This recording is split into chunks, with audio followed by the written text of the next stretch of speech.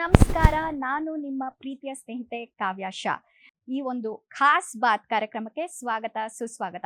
ಏನು ರೀಲ್ಸ್ ಮಾಡೋದನ್ನ ಬಿಟ್ಬಿಟ್ಟು ಇವತ್ತು ನಮ್ಮ ಗ್ಯಾರಂಟಿ ನ್ಯೂಸ್ ಚಾನೆಲ್ ಅಲ್ಲಿ ಆಂಕರಿಂಗ್ಗೆ ಸೇರ್ಕೊಂಡಿದ್ದೀನಿ ಅಂತ ಹುಬ್ಬೇರಿಸ್ತಾ ಇದ್ರೆ ಖಂಡಿತ ಸೇರ್ಕೊಂಡಿಲ್ಲ. ಇವತ್ತು ಒಂದು ವಿಶೇಷವಾದ ಕಾರ್ಯಕ್ರಮ, ವಿಶೇಷ ಅತಿಥಿಗಳನ್ನ ಸಂದರ್ಶನ ಮಾಡೋದಕ್ಕೆ ಇವತ್ತು ವಿಶೇಷವಾಗಿ ನನ್ನನ್ನ ಇವತ್ತು ಇಲ್ಲಿ ಕರೆಸಿದ್ದಾರೆ. ಅಂಡ್ ಈ ವಿಶೇಷ ಅತಿಥಿಗಳು ನನಗೆ ಆಕ್ಚುಲಿ ಪರ್ಸನಲಿ ಇಷ್ಟ. ಯಾಕೆಂತಂದ್ರೆ ಅವರ ಸಿದ್ಧಾಂತಗಳಾಗಿರಬಹುದು, ಅವರ ಮಾತುಗಳನ್ನ ನಾನು ಸಾಕಷ್ಟು ವಿಡಿಯೋಸ್ ಅಲ್ಲಿ, ನ್ಯೂಸ್ ಚಾನೆಲ್ ಅಲ್ಲಿ ಕೇಳಿಸ್ಕೊಂಡಿದ್ದೀನಿ. ಸೊ ಪರ್ಸನಲಿ ಅವರು ನನ್ನ ಫೇವ್ರೆಟ್ ಪೊಲಿಟಿಷಿಯನ್. ಸೊ ಅವ್ರನ್ನ ವೆಲ್ಕಮ್ ಮಾಡುವಂತ ಸಮಯ ಬಂದಿದೆ. ಅಂಡ್ ಈ ಖಾಸ್ ಬಾತ್ ಕಾರ್ಯಕ್ರಮದಲ್ಲಿ ಇವತ್ತು ನಮ್ಮೊಟ್ಟಿಗೆ ಇದ್ದಾರೆ ಅತಿಥಿಗಳಾದಂತಹ ಬಿಜೆಪಿ ಮಾಜಿ ಸಚಿವರು, ಹಾಲಿ ವಿಧಾನಸಭಾ ಪರಿಷತ್ ಸದಸ್ಯರು, ರಾಜ್ಯ ಹಾಗೂ ರಾಷ್ಟ್ರೀಯ ಬಿಜೆಪಿಯಲ್ಲಿ ಫೈರ್ ಬ್ರ್ಯಾಂಡ್ ಅಂತ ಅನಿಸ್ಕೊಂಡಿರುವಂತಹ C T. Ravi sir. Sir, welcome to our program. ನಮಸ್ಕಾರ. ಹೇಗಿದ್ದೀರಾ ಸರ್? ಚೆನ್ನಾಗಿದ್ದೀನಿ. ಫಸ್ಟ್ ಆಫ್ ಆಲ್, ನನಗೆ ನನ್ನ ಫೇವ್ರೆಟ್ ಪೊಲಿಟಿಷಿಯನ್ ಅಂತ ಹೇಳಿದೆ, ನನ್ನ ಕೈ ಕಾಲು ನಡುಕ್ತಾ ಇದೆ ಸರ್. ಯಾಕೆ ಅಂತಂದ್ರೆ ನನ್ನ ಇವಾಗ ನಮ್ಗೆ ಗೊತ್ತಿಲ್ಲದೆ ಇರೋ ವ್ಯಕ್ತಿ ಅಂತ ಹೇಳಿದ ತಕ್ಷಣ ಅವ್ರ ಜೊತೆ ಮಾತಾಡೋದಕ್ಕೆ ಸ್ವಲ್ಪ ಈಸಿ ನನಗೆ ಪರ್ಸ್ನಲಿ. ಬಟ್ ಇಷ್ಟಪಡುವಂಥ ವ್ಯಕ್ತಿಗಳನ್ನ ಮುಂದೆ ಏನು ಮಾತಾಡಬೇಕು ಅಂತ ಒಂಥರ ಎಕ್ಸೈಟೆಡ್ ಆಗಿ ಸ್ತಬ್ಧರಾಗಿ ನಿಂತ್ಕೊಂಡ್ಬಿಡ್ತೀವಲ್ವಾ, ಆ ಥರ ನನ್ನ ಪೊಸಿಷನ್ ಇದೆ ಇವತ್ತು. ಸೊ ನಿಮಗೆ ಹೇಗೆ ಅನಿಸ್ತಾ ಇದೆ ಸರ್? ನಿರಾತಂಕವಾಗಿ ಮಾತಾಡಿ. ನಾವು ಪ್ರೀತಿ ರಾಜಕಾರಣ ಮಾಡಿದ್ದೀವಿ, ಭೀತಿ ಹುಟ್ಟಿಸೋ ರಾಜಕಾರಣ ಮಾಡಿಲ್ಲ. ಹಾಗಾಗಿ ನಿರಾತಂಕವಾಗಿ ಮಾತಾಡಿ, ಚಿಂತನೆ ಬೇಡ. ಸೊ ಪ್ರೀತಿಯ ಸ್ನೇಹಿತೆ ಅಂತ ಆಲ್ರೆಡಿ ವೀಕ್ಷಕರಿಗೆ ಹೇಳ್ಬಿಟ್ಟೆ. ಸೊ ನೀವು ನನ್ನ ಸ್ನೇಹಿತರಾಗೋದ್ರೆ ಇವತ್ತು ನಾನು ಅಷ್ಟೇ ಸರಾಗವಾಗಿ ಸ್ನೇಹಿತರ ತರ ಮಾತಾಡೋಣ, ಸಂದರ್ಶನಕ್ಕಿಂತ ಸ್ನೇಹಿತರ ಒಂದು ಮಾತುಕತೆ ತರ ಇರ್ಲಿ ಅಂತ. ಪ್ರಾರಂಭಿಸಿ, ಶುರು ಮಾಡಿ. Yes. So first of all, ಇದು ನನ್ನ ಪರ್ಸನಲ್ ಕ್ವೆಶನ್, ಇಲ್ಲಿ ಇನ್ನೇನು ಬರ್ದಿಲ್ಲ. ಇವಾಗ ಆಕ್ಟರ್ ಆಗ್ಬೇಕು ಅಂತ ನಾವ್ ಏನೋ ಕನ್ಸ್ಕೊಂಡ್ವಿ ಅಂತಂದ್ರೆ ಫಸ್ಟ್ ಆಕ್ಟಿಂಗ್ ಕಲ್ತ್ಕೊಂಡ್ ಬರ್ಬೇಕಾಗತ್ತೆ ಫಿಲಮ್ ಇಂಡಸ್ಟ್ರಿಗೆ. ಅದೇ ರೀತಿ ಪೊಲಿಟಿಷಿಯನ್ ಆಗ್ಬೇಕು ಅಂತ ಎಷ್ಟೋ ಜನ ಯಂಗ್ಸ್ಟರ್ಸ್ ಅಂತ ಅನ್ಕೊಂಡಿರ್ತಾರೆ, ನಾನು ಪೊಲಿಟಿಕಲ್ ಫೀಲ್ಡ್ಗೆ ಇಳಿಬೇಕು, ಪೊಲಿಟಿಷಿಯನ್ ಆಗ್ಬೇಕು ಅಂತ. ಸೊ ಅವ್ರು ಯಾವ ರೀತಿ ಪ್ರಿಪೇರ್ ಮಾಡಿ ಬರಬೇಕು ಸರ್? ನೋಡಿ, ನಾವೆಲ್ಲ ಸೈದ್ಧಾಂತಿಕ ಕಾರಣಕ್ಕೆ ರಾಜಕೀಯಕ್ಕೆ ಬಂದಿರೋರು. ನಾವು ಸಿದ್ಧಾಂತನ ಅರ್ಸ್ಕೊಂಡು ಬಂದ್ವಿ, ರಾಜಕಾರಣಿ ಆಗಬೇಕು ಅಂತ ಬರಲಿಲ್ಲ. ಇವತ್ತಿಗೂ ನಾವು ರಾಜಕಾರಣಿಗಳಲ್ಲ, ನಾವು ಆ್ಯಕ್ಟಿವಿಟ್ಸು, ಸಿದ್ಧಾಂತಕ್ಕೆ ಬದ್ಧರಾಗಿರ್ತಕ್ಕಂಥ ಕಾರ್ಯಕರ್ತರು. ಹಾಗಾಗಿ ಈ ಟ್ರೈನಿಂಗೆಲ್ಲ ಬೇಕಾಗಿರೋದು ರಾಜಕಾರಣಿಗಳಿಗೆ. ಇಲ್ಲಿ ಬೇಕಾಗಿರೋದು ಬದ್ಧತೆ. ನಾವು ಯಾವ ಸಿದ್ಧಾಂತ ನಂಬಿದ್ದೇವೆ ಆ ಸಿದ್ಧಾಂತಕ್ಕೆ ಬದ್ಧತೆ ಇದ್ದರೆ ಸಾಕು. ಆ ಬದ್ಧತೆಯೇ ಉಳಿದಿದ್ದೆಲ್ಲ ದಾರಿಯನ್ನು ತೋರಿಸುತ್ತೆ. ಅಲ್ಲಿ ಸ್ಪಷ್ಟತೆ ಇರುತ್ತೆ. ನಮಗೆ ಎಲ್ಲಿ ಯಾರಿಗೆ ಬದ್ಧತೆ ಇರುತ್ತೆ ಅವರಿಗೆ ಕ್ಲಾರಿಟಿ ಇರುತ್ತೆ. ಇವತ್ತು ಯಾರ ಜೊತೆಗೆ, ನಾಳೆ ಯಾರ ಜೊತೆಗೆ ಅನ್ನೋ ಕನ್ಫ್ಯೂಷನ್ ಯಾರಿಗಿರುತ್ತೆ ಅಂದರೆ ಸೈದ್ಧಾಂತಿಕ ಬದ್ಧತೆ ಇಲ್ಲದೆ ಇದ್ದವರಿಗೆ. ಸೈದ್ಧಾಂತಿಕ ಬದ್ಧತೆ ಇರೋರು ನಾಟಕ ಆಡಬೇಕಾದ ಅವಶ್ಯಕತೆ ಇಲ್ಲ. ಅವ್ರು ಹೆಂಗಿರ್ತಾರೆ ಹಂಗೆ ಒಪ್ಕೊಳ್ತಾರೆ. ಅವರ ವೈಚಾರಿಕ ಬದ್ಧತೆ ಅವ್ರನ್ನ ಬೆಳೆಸುತ್ತೆ. ಹಾಗಾಗಿ ನಮಗೇನು ಕನ್ಫ್ಯೂಷನ್ ಇಲ್ಲ, ಯಾವ ಟ್ರೈನಿಂಗು ಬೇಕಾಗಿಲ್ಲ. ನಾವೊಂದು ಯಾವ ವಿಚಾರ ನಂಬಿದ್ದೀವಿ ಅದಕ್ಕೊಂದು ಕಮಿಟ್ಮೆಂಟ್ ಇದ್ರೆ ಸಾಕು, ಬದ್ಧತೆ ಇದ್ರೆ ಸಾಕು. Super sir, absolutely right. ಯಾಕೆಂತಂದ್ರೆ ಎಷ್ಟೋ ಸತಿ ಪಾಲಿಟಿಕ್ಸ್ಗೆ ಯೂತ್ ಬರಬೇಕು ಅಂತ ಹೇಳಿದ್ರೆ ಎಷ್ಟೋ ಸರ್ತಿ ಮನೆಯಲ್ಲೇ ಒಪ್ಕೋತಾ ಇರಲ್ಲ, ಪೊಲಿಟಿಕ್ಸ್ಗೆಲ್ಲ ಹೋಗ್ಬಿಡ ಅಂತೆಲ್ಲ ಹೇಳ್ತಿರ್ತಾರೆ. ಬಟ್ ರೈಟ್ಲಿ ಸೈಡ್ ಅದು ಎಷ್ಟು ಇಂಪಾರ್ಟೆಂಟು, ಒಂದು ಎಥಿಕ್ಸ್ ಮತ್ತು ವ್ಯಾಲ್ಯೂಸ್ ಒಬ್ಬ ವ್ಯಕ್ತಿಗೆ ಆಸ್ ಅ ಪೊಲಿಟಿಷಿಯನ್ ಆಗಿ ಅದು ಇನ್ನೂ ಇಂಪಾರ್ಟೆಂಟ್ ಅಂತ ಅನಿಸುತ್ತೆ. ಆ್ಯಂಡ್ ಅಫ್ಕೋರ್ಸ್ ಗ್ಯಾರಂಟಿ ನ್ಯೂಸ್ ಚಾನಲ್ಗೆ ಬಂದಿದ್ದೀರಾ. ಸೊ ನಮ್ಮ ಗ್ಯಾರಂಟಿ ನ್ಯೂಸ್ ಚಾನಲಿಂದ ನಿಮ್ಮ ಎಕ್ಸ್ಪೆಕ್ಟೇಷನ್ ಏನಿದೆ ಸರ್? ಕಾಂಗ್ರೆಸ್ ಗ್ಯಾರಂಟಿ ಆಗಬಾರ್ದು ಇದು. ಸೊ ಇಲ್ಲೂ ಕೂಡ ಜನರ ಹೃದಯವನ್ನು ಗೆಲ್ಲುವಂಥ ಗ್ಯಾರಂಟಿ ಆಗಬೇಕು. ಕಾಂಗ್ರೆಸ್ಸಿಂದು ಏಮಾರಿಸೋ ಗ್ಯಾರಂಟಿ ಆಗಬಾರ್ದು, ಹೃದಯವ ಗೆಲ್ಲುವ ಗ್ಯಾರಂಟಿ ಆಗಲಿ. ಅಬ್ಸಲ್ಯೂಟ್ಲಿ. ಆ್ಯಕ್ಚುಲಿ ಚಾನಲ್ನ ಟ್ಯಾಗ್ಲೈನೇ ಬಂದ್ಬಿಟ್ಟು ಸುದ್ದಿ ಖಚಿತ, ನ್ಯಾಯ ನಿಶ್ಚಿತ ಅಂತ. ಸೊ ಆ ಒಂದು ನಿಟ್ಟಿನಲ್ಲಿ ನೋಡ್ತಾ ಇದ್ರೆ ಗ್ಯಾರಂಟಿ ನ್ಯೂಸ್ ಯಾವುದೇ ಒಂದು ಪಕ್ಷದ ಪರ ನಿಲ್ದಂಗೆ ಸತ್ಯದ ಪರ ನಿಲ್ಲುತ್ತೆ. ವ್ಯಕ್ತಿಗತವಾಗಿ ಯಾವುದೇ ಒಂದು ಸುದ್ದಿಯನ್ನ ಮುಂದೆ ತಗೊಂಡು ಹೋಗಲ್ಲ, ನ್ಯಾಯಪರವಾದ ಸುದ್ದಿಗಳನ್ನ ಇಲ್ಲಿ ಬಿತ್ತರಿಸ್ತಾರೆ ಅನ್ನೋ ನಂಬಿಕೆ ನನ್ನ ಒಂದು ಪರ್ಸನಲ್ ಒಪಿನಿಯನ್ ಆಗಿ ನಾನು ಕೂಡ ಹೇಳ್ತಾ ಇದ್ದೀನಿ. ಆ್ಯಂಡ್ ಗ್ಯಾರಂಟಿ ಪದ ಕೇಳಿದ ತಕ್ಷಣ ನಿಮಗೆ ಫಸ್ಟು ನೆನಪಾಗೋದೇನು? ಆ್ಯಂಡ್ ಮೊದಲ ಬಾರಿಗೆ ನೀವು ಗ್ಯಾರಂಟಿ ಟಿವಿ ಅಂತ ಕೇಳಿಸ್ಕೊಂಡಿದ ತಕ್ಷಣ ನಿಮ್ಗೆ ಏನು ಅನ್ನಿಸ್ತು? ಟಿವಿಗೂ ಬಂದ್ಬಿಡ್ತಲ್ಲಪ್ಪ ಗ್ಯಾರಂಟಿ. ಸೊ ನಿಮಗೆ ಗ್ಯಾರಂಟಿ ಪದ ಅಂತ ಕೇಳಿದ ತಕ್ಷಣ ಏನು ಅನಿಸುತ್ತೆ ಸರ್? ಇತ್ತೀಚಿನ ಸಾರ್ವಜನಿಕ ವಲಯದಲ್ಲಿ ಭಾಳ ಚರ್ಚೆಯಲ್ಲಿರುವಂಥ ಶಬ್ದ ಇದು. ಆಲ್ ದ ಬೆಸ್ಟ್ ಅಂತ ಹೇಳಿ ಬಂದಿದ್ದೀನಿ ಮ್ಯಾನೇಜ್ಮೆಂಟಿಗೆ, ಶುಭವಾಗಲಿ. ಏಕೆಂದರೆ ಎಲ್ಲ ಮಧ್ಯಮ ವರ್ಗದವರೇ ಸೇರಿ ಒಂದು ಪ್ರಯತ್ನಕ್ಕೆ ಕೈ ಹಾಕಿದ್ದಾರೆ, ಯಶಸ್ಸು ಸಿಗಲಿ. ಅಲ್ಟಿಮೇಟ್ ಗೋಲ್ ಏನು ಅಂತ ಹೇಳಿದ್ರೆ ಸಮಾಜ ಹಿತದ ಜೊತೆಗೆ ನಮ್ಮ ಸ್ವಂತಿಕೆಯನ್ನು ಸಾಧಿಸಬೇಕು. ಹಾಗಾಗಿ ಸಮಾಜ ಹಿತದ ಜೊತೆಗೆ ರಾಷ್ಟ್ರ ಹಿತದ ಜೊತೆಗೆ ಸ್ವಹಿತವೂ ಆಗಲಿ ಅಂತ ಹಾರೈಸಿದ್ದೇನೆ. Super sir. ಸೊ ಗ್ಯಾರಂಟಿ ಪದ ಅನ್ನೋದು ಇತ್ತೀಚಿನ ದಿನಗಳಲ್ಲಿ ನೀವು ಹೇಳ್ದಂಗೆನೆ ತುಂಬಾ ಎಲ್ಲ ಕಡೆ ಪ್ರಸಿದ್ಧಿಯಾಗಿದೆ. ಹಾಗೆ ಗ್ಯಾರಂಟಿ ಅನ್ನೋ ಪದ ಇಲ್ಲದೆ ಚುನಾವಣೆನೆ ಮಾಡಕ್ಕಾಗಲ್ಲ ಅನ್ನೋ ಒಂದು ರೇಂಜ್ಗೂ ಕೂಡ ಬಂದ್ಬಿಟ್ಟಿದೆ ಎಷ್ಟೋ ಜಾಗಗಳಲ್ಲಿ. ಸೊ ಇದ್ರ ಬಗ್ಗೆ ನಿಮ್ಮ ಅಭಿಪ್ರಾಯ ಏನು ಸರ್? ಈಗ ಕೆಲವು ಕಾಲಕ್ಕೆ, ಎಲ್ಲ ಕಾಲಕ್ಕೂ ಎಲ್ಲವೂ ನಡೆಯಲ್ಲ. ಕೆಲವು ಕಾಲ ಕೆಲವು ನಡೆಯುತ್ತೆ. ಒಂದು ಕಾಲದಲ್ಲಿ ರಾಷ್ಟ್ರೀಕರಣ ಅನ್ನೋದೇ ಸಂವಹನಗೊಳಿಸುವಂಥ ಒಂದು ಸಬ್ಜೆಕ್ಟ್ ಆಗಿತ್ತು. ಬ್ಯಾಂಕ್ ರಾಷ್ಟ್ರೀಕರಣ, ಉದ್ದಿಮೆಗಳ ರಾಷ್ಟ್ರೀಕರಣ, ಇದೆಲ್ಲವೂ ಕೂಡ ಬಡವರ ಏಳಿಗೆಗಾಗಿ ಅಂತಲೇ ಹೇಳಿ ರಾಷ್ಟ್ರೀಕರಣದ ಹೆಸರಿನಲ್ಲಿ ರಾಜಕಾರಣ ಮಾಡಿದ್ರು. ಗರೀಬಿ ಹಟಾವೋ ರಾಜಕಾರಣ ನಡೀತು. ಸೋಷಿಯಲಿಸ್ಟ್ ಅಂತ ಅನ್ಸ್ಕೊಳ್ಳಿಲ್ಲ ಅಂತ ಹೇಳಿದ್ರೆ ಅವನು ಜನವಿರೋಧಿ ಅನ್ನುವಂಥ ಒಂದು ಮಾನಸಿಕತೆಯೂ ಕೆಲವು ಕಾಲ ಇತ್ತು. ಈಗೆಲ್ಲಿದೆ ಸೋಷಿಯಲಿಸ್ಟ್ ಅನ್ನೋ ಪದ ಸಮಾಜ ಜೀವನದಲ್ಲಿ? ಅದು ತನ್ನ ಮಹತ್ವವನ್ನು ಕಳ್ಕೊಂಡಿದೆ. ಈಗ ಇವತ್ತು ಗ್ಯಾರಂಟಿ ಅನ್ನೋದು ನಡೀತಾ ಇದೆ. ಎಲ್ಲ ಕಾಲಕ್ಕೂ ಇದು ನಡೆಯೋಕ್ಕೆ ಸಾಧ್ಯ ಇಲ್ಲ. ಕೆಲವು ಕಾಲ ಇನ್ಫ್ಲೂಯೆನ್ಸ್ ಮಾಡುತ್ತೆ. ಎಷ್ಟು ಕಾಲ ಅನ್ನೋದು ಒಂದು ಪ್ರಶ್ನಾರ್ಥಕ ಚಿಹ್ನೆ. ಕೆಲವು ಕಾಲ ಇನ್ಫ್ಲೂಯೆನ್ಸ್ ನಡೆಯುತ್ತೆ. ಇನ್ಫ್ಲೂಯೆನ್ಸ್ ನಡೆಯೋದಕ್ಕೆ ಕಾರಣಕ್ಕೋಸ್ಕರವಾಗಿ ನಾನು ಹೇಳಿದ್ದೀನಿ, ನೀವು ನಿಮ್ಮ ಪಕ್ಷನೂ ಅಳವಡಿಸ್ಕೊಂಡಿದೆಯಲ್ಲ ಅಂತ ಕೇಳಿದರು. ನಾನು ಹೇಳಿದೆ, ಯುದ್ಧ ನೀತಿ ಭಾಗ ಇದು. ಎದುರಾಳಿ ಯಾವ ಅಸ್ತ್ರವನ್ನು ಉಪಯೋಗಿಸ್ತಾನೆ ಅದಕ್ಕೆ ಪ್ರತ್ಯಸ್ತ್ರ ಹೂಡಬೇಕಾಗಿರೋದು ಅದು ಪಾರ್ಟ್ ಆ್ಯಂಡ್ ಪಾರ್ಸಲ್ ಆಫ್ ವಾರ್ಫೀಲ್ಡು. ಅದು ಯುದ್ಧ ನೀತಿ ಒಂದು ಭಾಗ. ಇದು ಕೂಡ ಒಂದು ಯುದ್ಧ ನೀತಿ ಒಂದು ಭಾಗ. ಎಷ್ಟು ಕಾಲ ಜನ ಈ ಕಾರಣಕ್ಕೆ ಓಟ್ ಹಾಕ್ತಾರೆ ಅಷ್ಟು ಕಾಲ ಇದು ಚರ್ಚೆಯಲ್ಲಿರುತ್ತೆ. ಈ ಕಾರಣಕ್ಕೆ ಓಟ್ ಹಾಕಲ್ಲ, ಇದನ್ನು ಮೀರಿ ಓಟ್ ಹಾಕ್ತಾರೆ ಅಂತ ಅಂದಾಗ ಆಗ ಆ ವಿಷಯಗಳು ಚರ್ಚೆಗೆ ಬರ್ತವೆ. ಈಗ ಕೆಲವರು ಆದರೂ ಗ್ಯಾರಂಟಿ ಕಾರಣಕ್ಕೆ ಓಟ್ ಹಾಕ್ತಾರೆ. ಹಾಗಾಗಿ ಎಲ್ಲ ಪಾರ್ಟಿಗಳು ಗ್ಯಾರಂಟಿ ಹಿಡ್ಕೊಂಡಿದ್ದಾವೆ.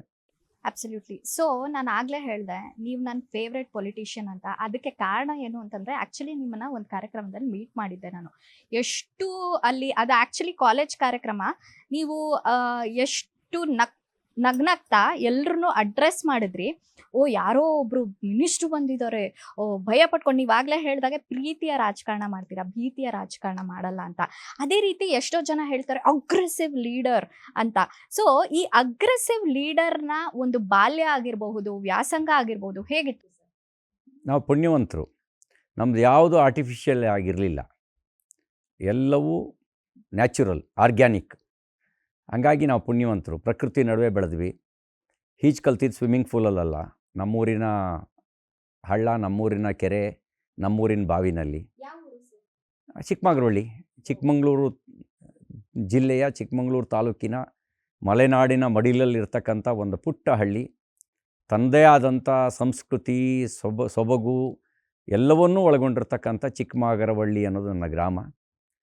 ನಾವು ಎಂಜಾಯ್ ಮಾಡಿದ್ದೀವಿ ನಮ್ಮ ಚೈಲ್ಡ್ಹುಡ್ಡನ್ನು. ನಮ್ಗೆ ಯಾವ ರಿಸ್ಟ್ರಿಕ್ಷನ್ನೂ ಇರಲಿಲ್ಲ. ಒಂದು ರೀತಿ ಸಹಜ ವಾತಾವರಣದಲ್ಲಿ ಬೆಳೆದಿದ್ದೀವಿ, ಆರ್ಗ್ಯಾನಿಕ್ಕಾಗಿ ಬೆಳೆದಿದ್ದೀವಿ. ಅಬ್ಸಲ್ಯೂಟ್ಲಿ. ಯಾಕೆಂತಂದರೆ ಚಿಕ್ಕಮಂಗ್ಳೂರು ಅಂದರೆ ನಮ್ಮ ಬೆಂಗಳೂರವರು ಗೊತ್ತಿರೋದು ರೆಸಾರ್ಟ್ಗೆ ಹೋಗೋದಷ್ಟೇ. ನೀವು ಅಲ್ಲೇ ಬೆಳೆದು ಆ ಒಂದು ಪರಿಸರನ ಎಂಜಾಯ್ ಮಾಡಿಕೊಂಡು ಈ ಒಂದು ಸ್ಥಾನಕ್ಕೆ ಬಂದಿದ್ದೀರಾ ಅಂತಂದರೆ ಆಬ್ವಿಯಸ್ಲಿ ಆ ಹಸಿರಾಗಿರಬಹುದು, ಆ ವಾತಾವರಣ ಆಗಿರಬಹುದು, ಶಾಂತ ರೀತಿಯಲ್ಲಿ ಬೆಳೆದಿರೋ ಅಂತಹ ಒಂದು ಬಾಲ್ಯ ಅಂತಲೇ ಹೇಳ್ಬೋದು. ಕರೆಕ್ಟಾ ಸರ್? ಶಾಂತ ಅಂತ ಹೇಳೋಕ್ಕಾಗಲ್ಲ, ಒಂದು ಸಹಜ ರೀತಿಯಲ್ಲಿ ಬೆಳೆದಿರೋದು ಅಂತ ಹೇಳ್ಬೋದು. ನಾವು ಯಾವುದು ಆರ್ಟಿಫಿಷಿಯಲ್ ಇಲ್ಲ ಅಂತ ನಾನು ಹೇಳಿದೆ. ಇದೆಲ್ಲ ಸಹಜ ರೀತಿಯಲ್ಲಿ ಬೆಳೆದಿರುವಂಥ ಒಂದು ಬಾಲ್ಯ. We are lucky.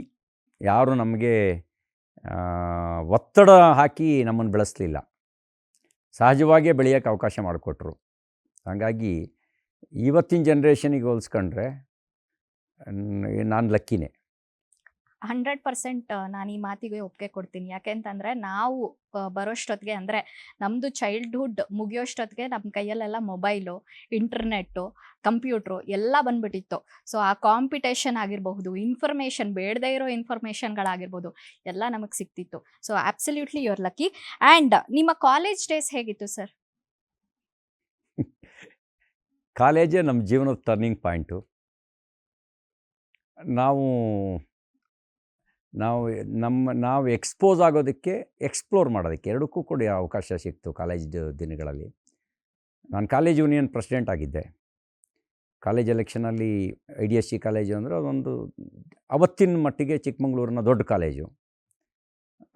ಅಲ್ಲಿ ಕಾಲೇಜ್ ಯೂನಿಯನ್ ಪ್ರೆಸಿಡೆಂಟ್ ಆಗೋದು ಅಂತ ಹೇಳಿದ್ರೆ ಒಂದು ರೀತಿ ವಿದ್ಯಾರ್ಥಿ ವಲಯದಲ್ಲಿ ಒಂದು ಪ್ರತಿಷ್ಠೆಯ ಸಂಗತಿಯಾಗಿತ್ತು. ನಮ್ಮ ಸಹವರ್ತಿಗಳು ನನ್ನನ್ನು ಕಾಲೇಜ್ ಯೂನಿಯನ್ ಪ್ರೆಸಿಡೆಂಟ್ ಮಾಡಿದರು. ಒಂದು ರೀತಿಯಲ್ಲಿ ನಾಯಕತ್ವದ ಗುಣ ಬೆಳೆಸ್ಕೊಳ್ಳೋಕ್ಕೆ ಒಂದು ಹೊಸ ಭೂಮಿಕೆಯನ್ನು ಒದಗಿಸ್ಕೊಡ್ತು ನಮ್ಮ ಕಾಲೇಜ್ ದಿನಗಳು. ಅಖಿಲ ಭಾರತೀಯ ವಿದ್ಯಾರ್ಥಿ ಪರಿಷತ್ತಿನ ಸಂಪರ್ಕವೂ ಅದೇ ಸಂದರ್ಭದಲ್ಲಿ ಆಯಿತು. ರಾಷ್ಟ್ರೀಯ ವಿಚಾರಗಳ ಜೊತೆಗೆ ನನ್ನನ್ನು ಜೋಡಿಸ್ಕೊಳ್ಳೋಕೆ ಅವಕಾಶ ಕೊಡ್ತು. ಊರು, ಜಾತಿ ಅದನ್ನು ಮೀರಿ ರಾಷ್ಟ್ರೀಯ ವಿಚಾರಗಳ ಜೊತೆಗೆ ಜೋಡಿಸ್ಕೊಳ್ಳೋದಕ್ಕೆ ನಮ್ಮ ಬೆಳವಣಿಗೆಗೆ ಒಂದು ಹೊಸ ಆಯಾಮವನ್ನು ಕಾಲೇಜ್ ದಿನಗಳು ಕೊಡ್ತು ಅಂತ ಹೇಳೋದು ತಪ್ಪಾಗಲಾರ್ದು. ಒಂದು ರೀತಿ ಆತ್ಮವಿಶ್ವಾಸ ಬೆಳೆಸ್ಕೊಳ್ಳೋಕ್ಕೆ, ಈ ಡೋಂಟ್ ಕೇರ್ ಅನ್ನುವಂಥ ಹೆದರದೇ ಇರುವಂಥ ಮಾನಸಿಕತೆಯನ್ನು, ಅಂದರೆ ಹೆದರದೇ ಇರೋದು ಅಂತಂದರೆ ಪೊಲೀಸಿಗೆ ಹೆದರದೇ ಇರುವಂಥ, ಹೋರಾಟಕ್ಕೆ ಹೆದರದೇ ಇರುವಂಥ ಆ ಒಂದು ಮಾನಸಿಕತೆಯನ್ನು ಗಟ್ಟಿಗೊಳಿಸುವಂಥ ಕೆಲಸವನ್ನು ನಾನು ಕಾಲೇಜ್ ದಿನಗಳು ಮಾಡ್ತು. ಇವತ್ತು ನಾನೇನಾಗಿದ್ದೀನೋ ಅದಕ್ಕೊಂದು ಭದ್ರ ಬುನಾದಿಯನ್ನು ಕಾಲೇಜ್ ದಿನ ಹಾಕ್ಕೊಟ್ಟಿದೆ. ನಿಮ್ಮ ತಂದೆಗೆ ಎಷ್ಟು ಜನ ಮಕ್ಕಳು? ಅವರೆಲ್ಲರೂ ನಿಮ್ಮ ಸಿಬ್ಲಿಂಗ್ಸ್ ಎಲ್ಲರೂ ಇವಾಗ ಏನು ಮಾಡ್ತಾ ಇದ್ದಾರೆ ಸರ್? 5 ಜನ ಮಕ್ಕಳು, 3 ಜನ ಸಹೋದರಿಯರು, 2 ದೊಡ್ಡವರು, ಒಬ್ಬಳು ತಂಗಿ, ಒಬ್ಬ ಅಣ್ಣ. ನಾವು 5 ಜನ ಮಕ್ಕಳು, ನಾವು ಪಾಂಡವರು.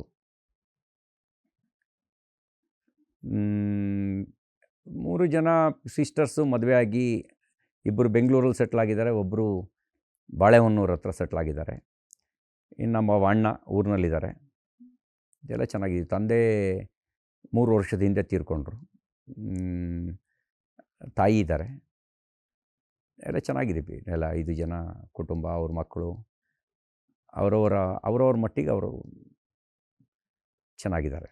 ಸರ್, ಬೆಳೆಯುವ ಪೈರು ಮೊಳಕೆಯಲ್ಲಿ ಅಂತ ಹೇಳ್ತಾರೆ. ಇವಾಗ ನೀವು ಕಾಲೇಜಲ್ಲಿ ಈ ಥರ ಒಂದು ಆಕ್ಟಿವಿಟೀಸಲ್ಲಿ ಪಾರ್ಟಿಸಿಪೇಟ್ ಮಾಡ್ತಾ ಇರಬೇಕಾದ್ರೆ ನಿಮ್ಮ ಫ್ಯಾಮಿಲಿಯಲ್ಲಿ ಅವರ ಒಂದು ಎಕ್ಸ್ಪ್ರೆಷನ್, ಅವರ ಒಂದು ರಿಯಾಕ್ಷನ್ ಹೇಗಿರ್ತಾ ಇತ್ತು? ನೋಡಿ, ಈಗ ಒಂದು ಹಂತದ ನಂತರ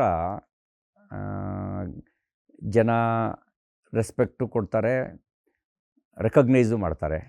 ಅದರ ಆರಂಭದಲ್ಲಿ ನಮ್ಮದು ಹೋರಾಟದ್ದೇ ಜೀವನ ಆಗಿತ್ತು.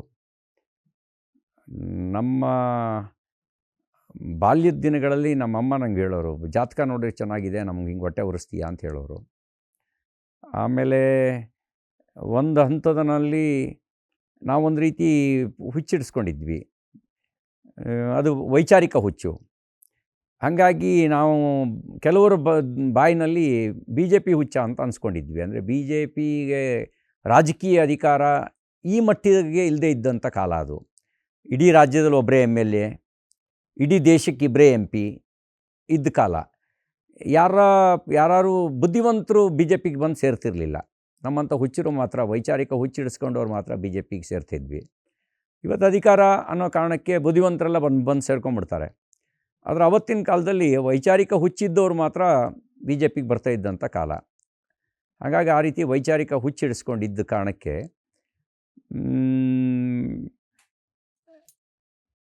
ಮನೆಯಲ್ಲಿ ವಿರೋಧನೂ ಇರಲಿಲ್ಲ, ಭಾಳ ಸಪೋರ್ಟು ಇರಲಿಲ್ಲ. ಆ ಥರದ ಪರಿಸ್ಥಿತಿ ಇತ್ತು.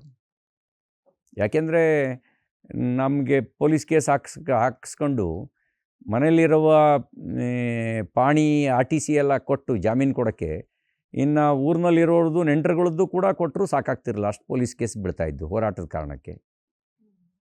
ಹಾಗಾಗಿ ಆರಂಭ ದಿನಗಳಲ್ಲಿ ಮನೇಲಿ ಹೊಗಳಿಸ್ಕೊಳ್ಳೋ ಪರಿಸ್ಥಿತಿ ಏನಿರಲಿಲ್ಲ ನಾವು. ಇವಾಗ ಏನು ಹೇಳ್ತಾರೆ ಸರ್? ಈಗ ಸಾಮಾಜಿಕವಾಗಿ ಪ್ರಾಪ್ತ ಆಗಿರುವಂಥ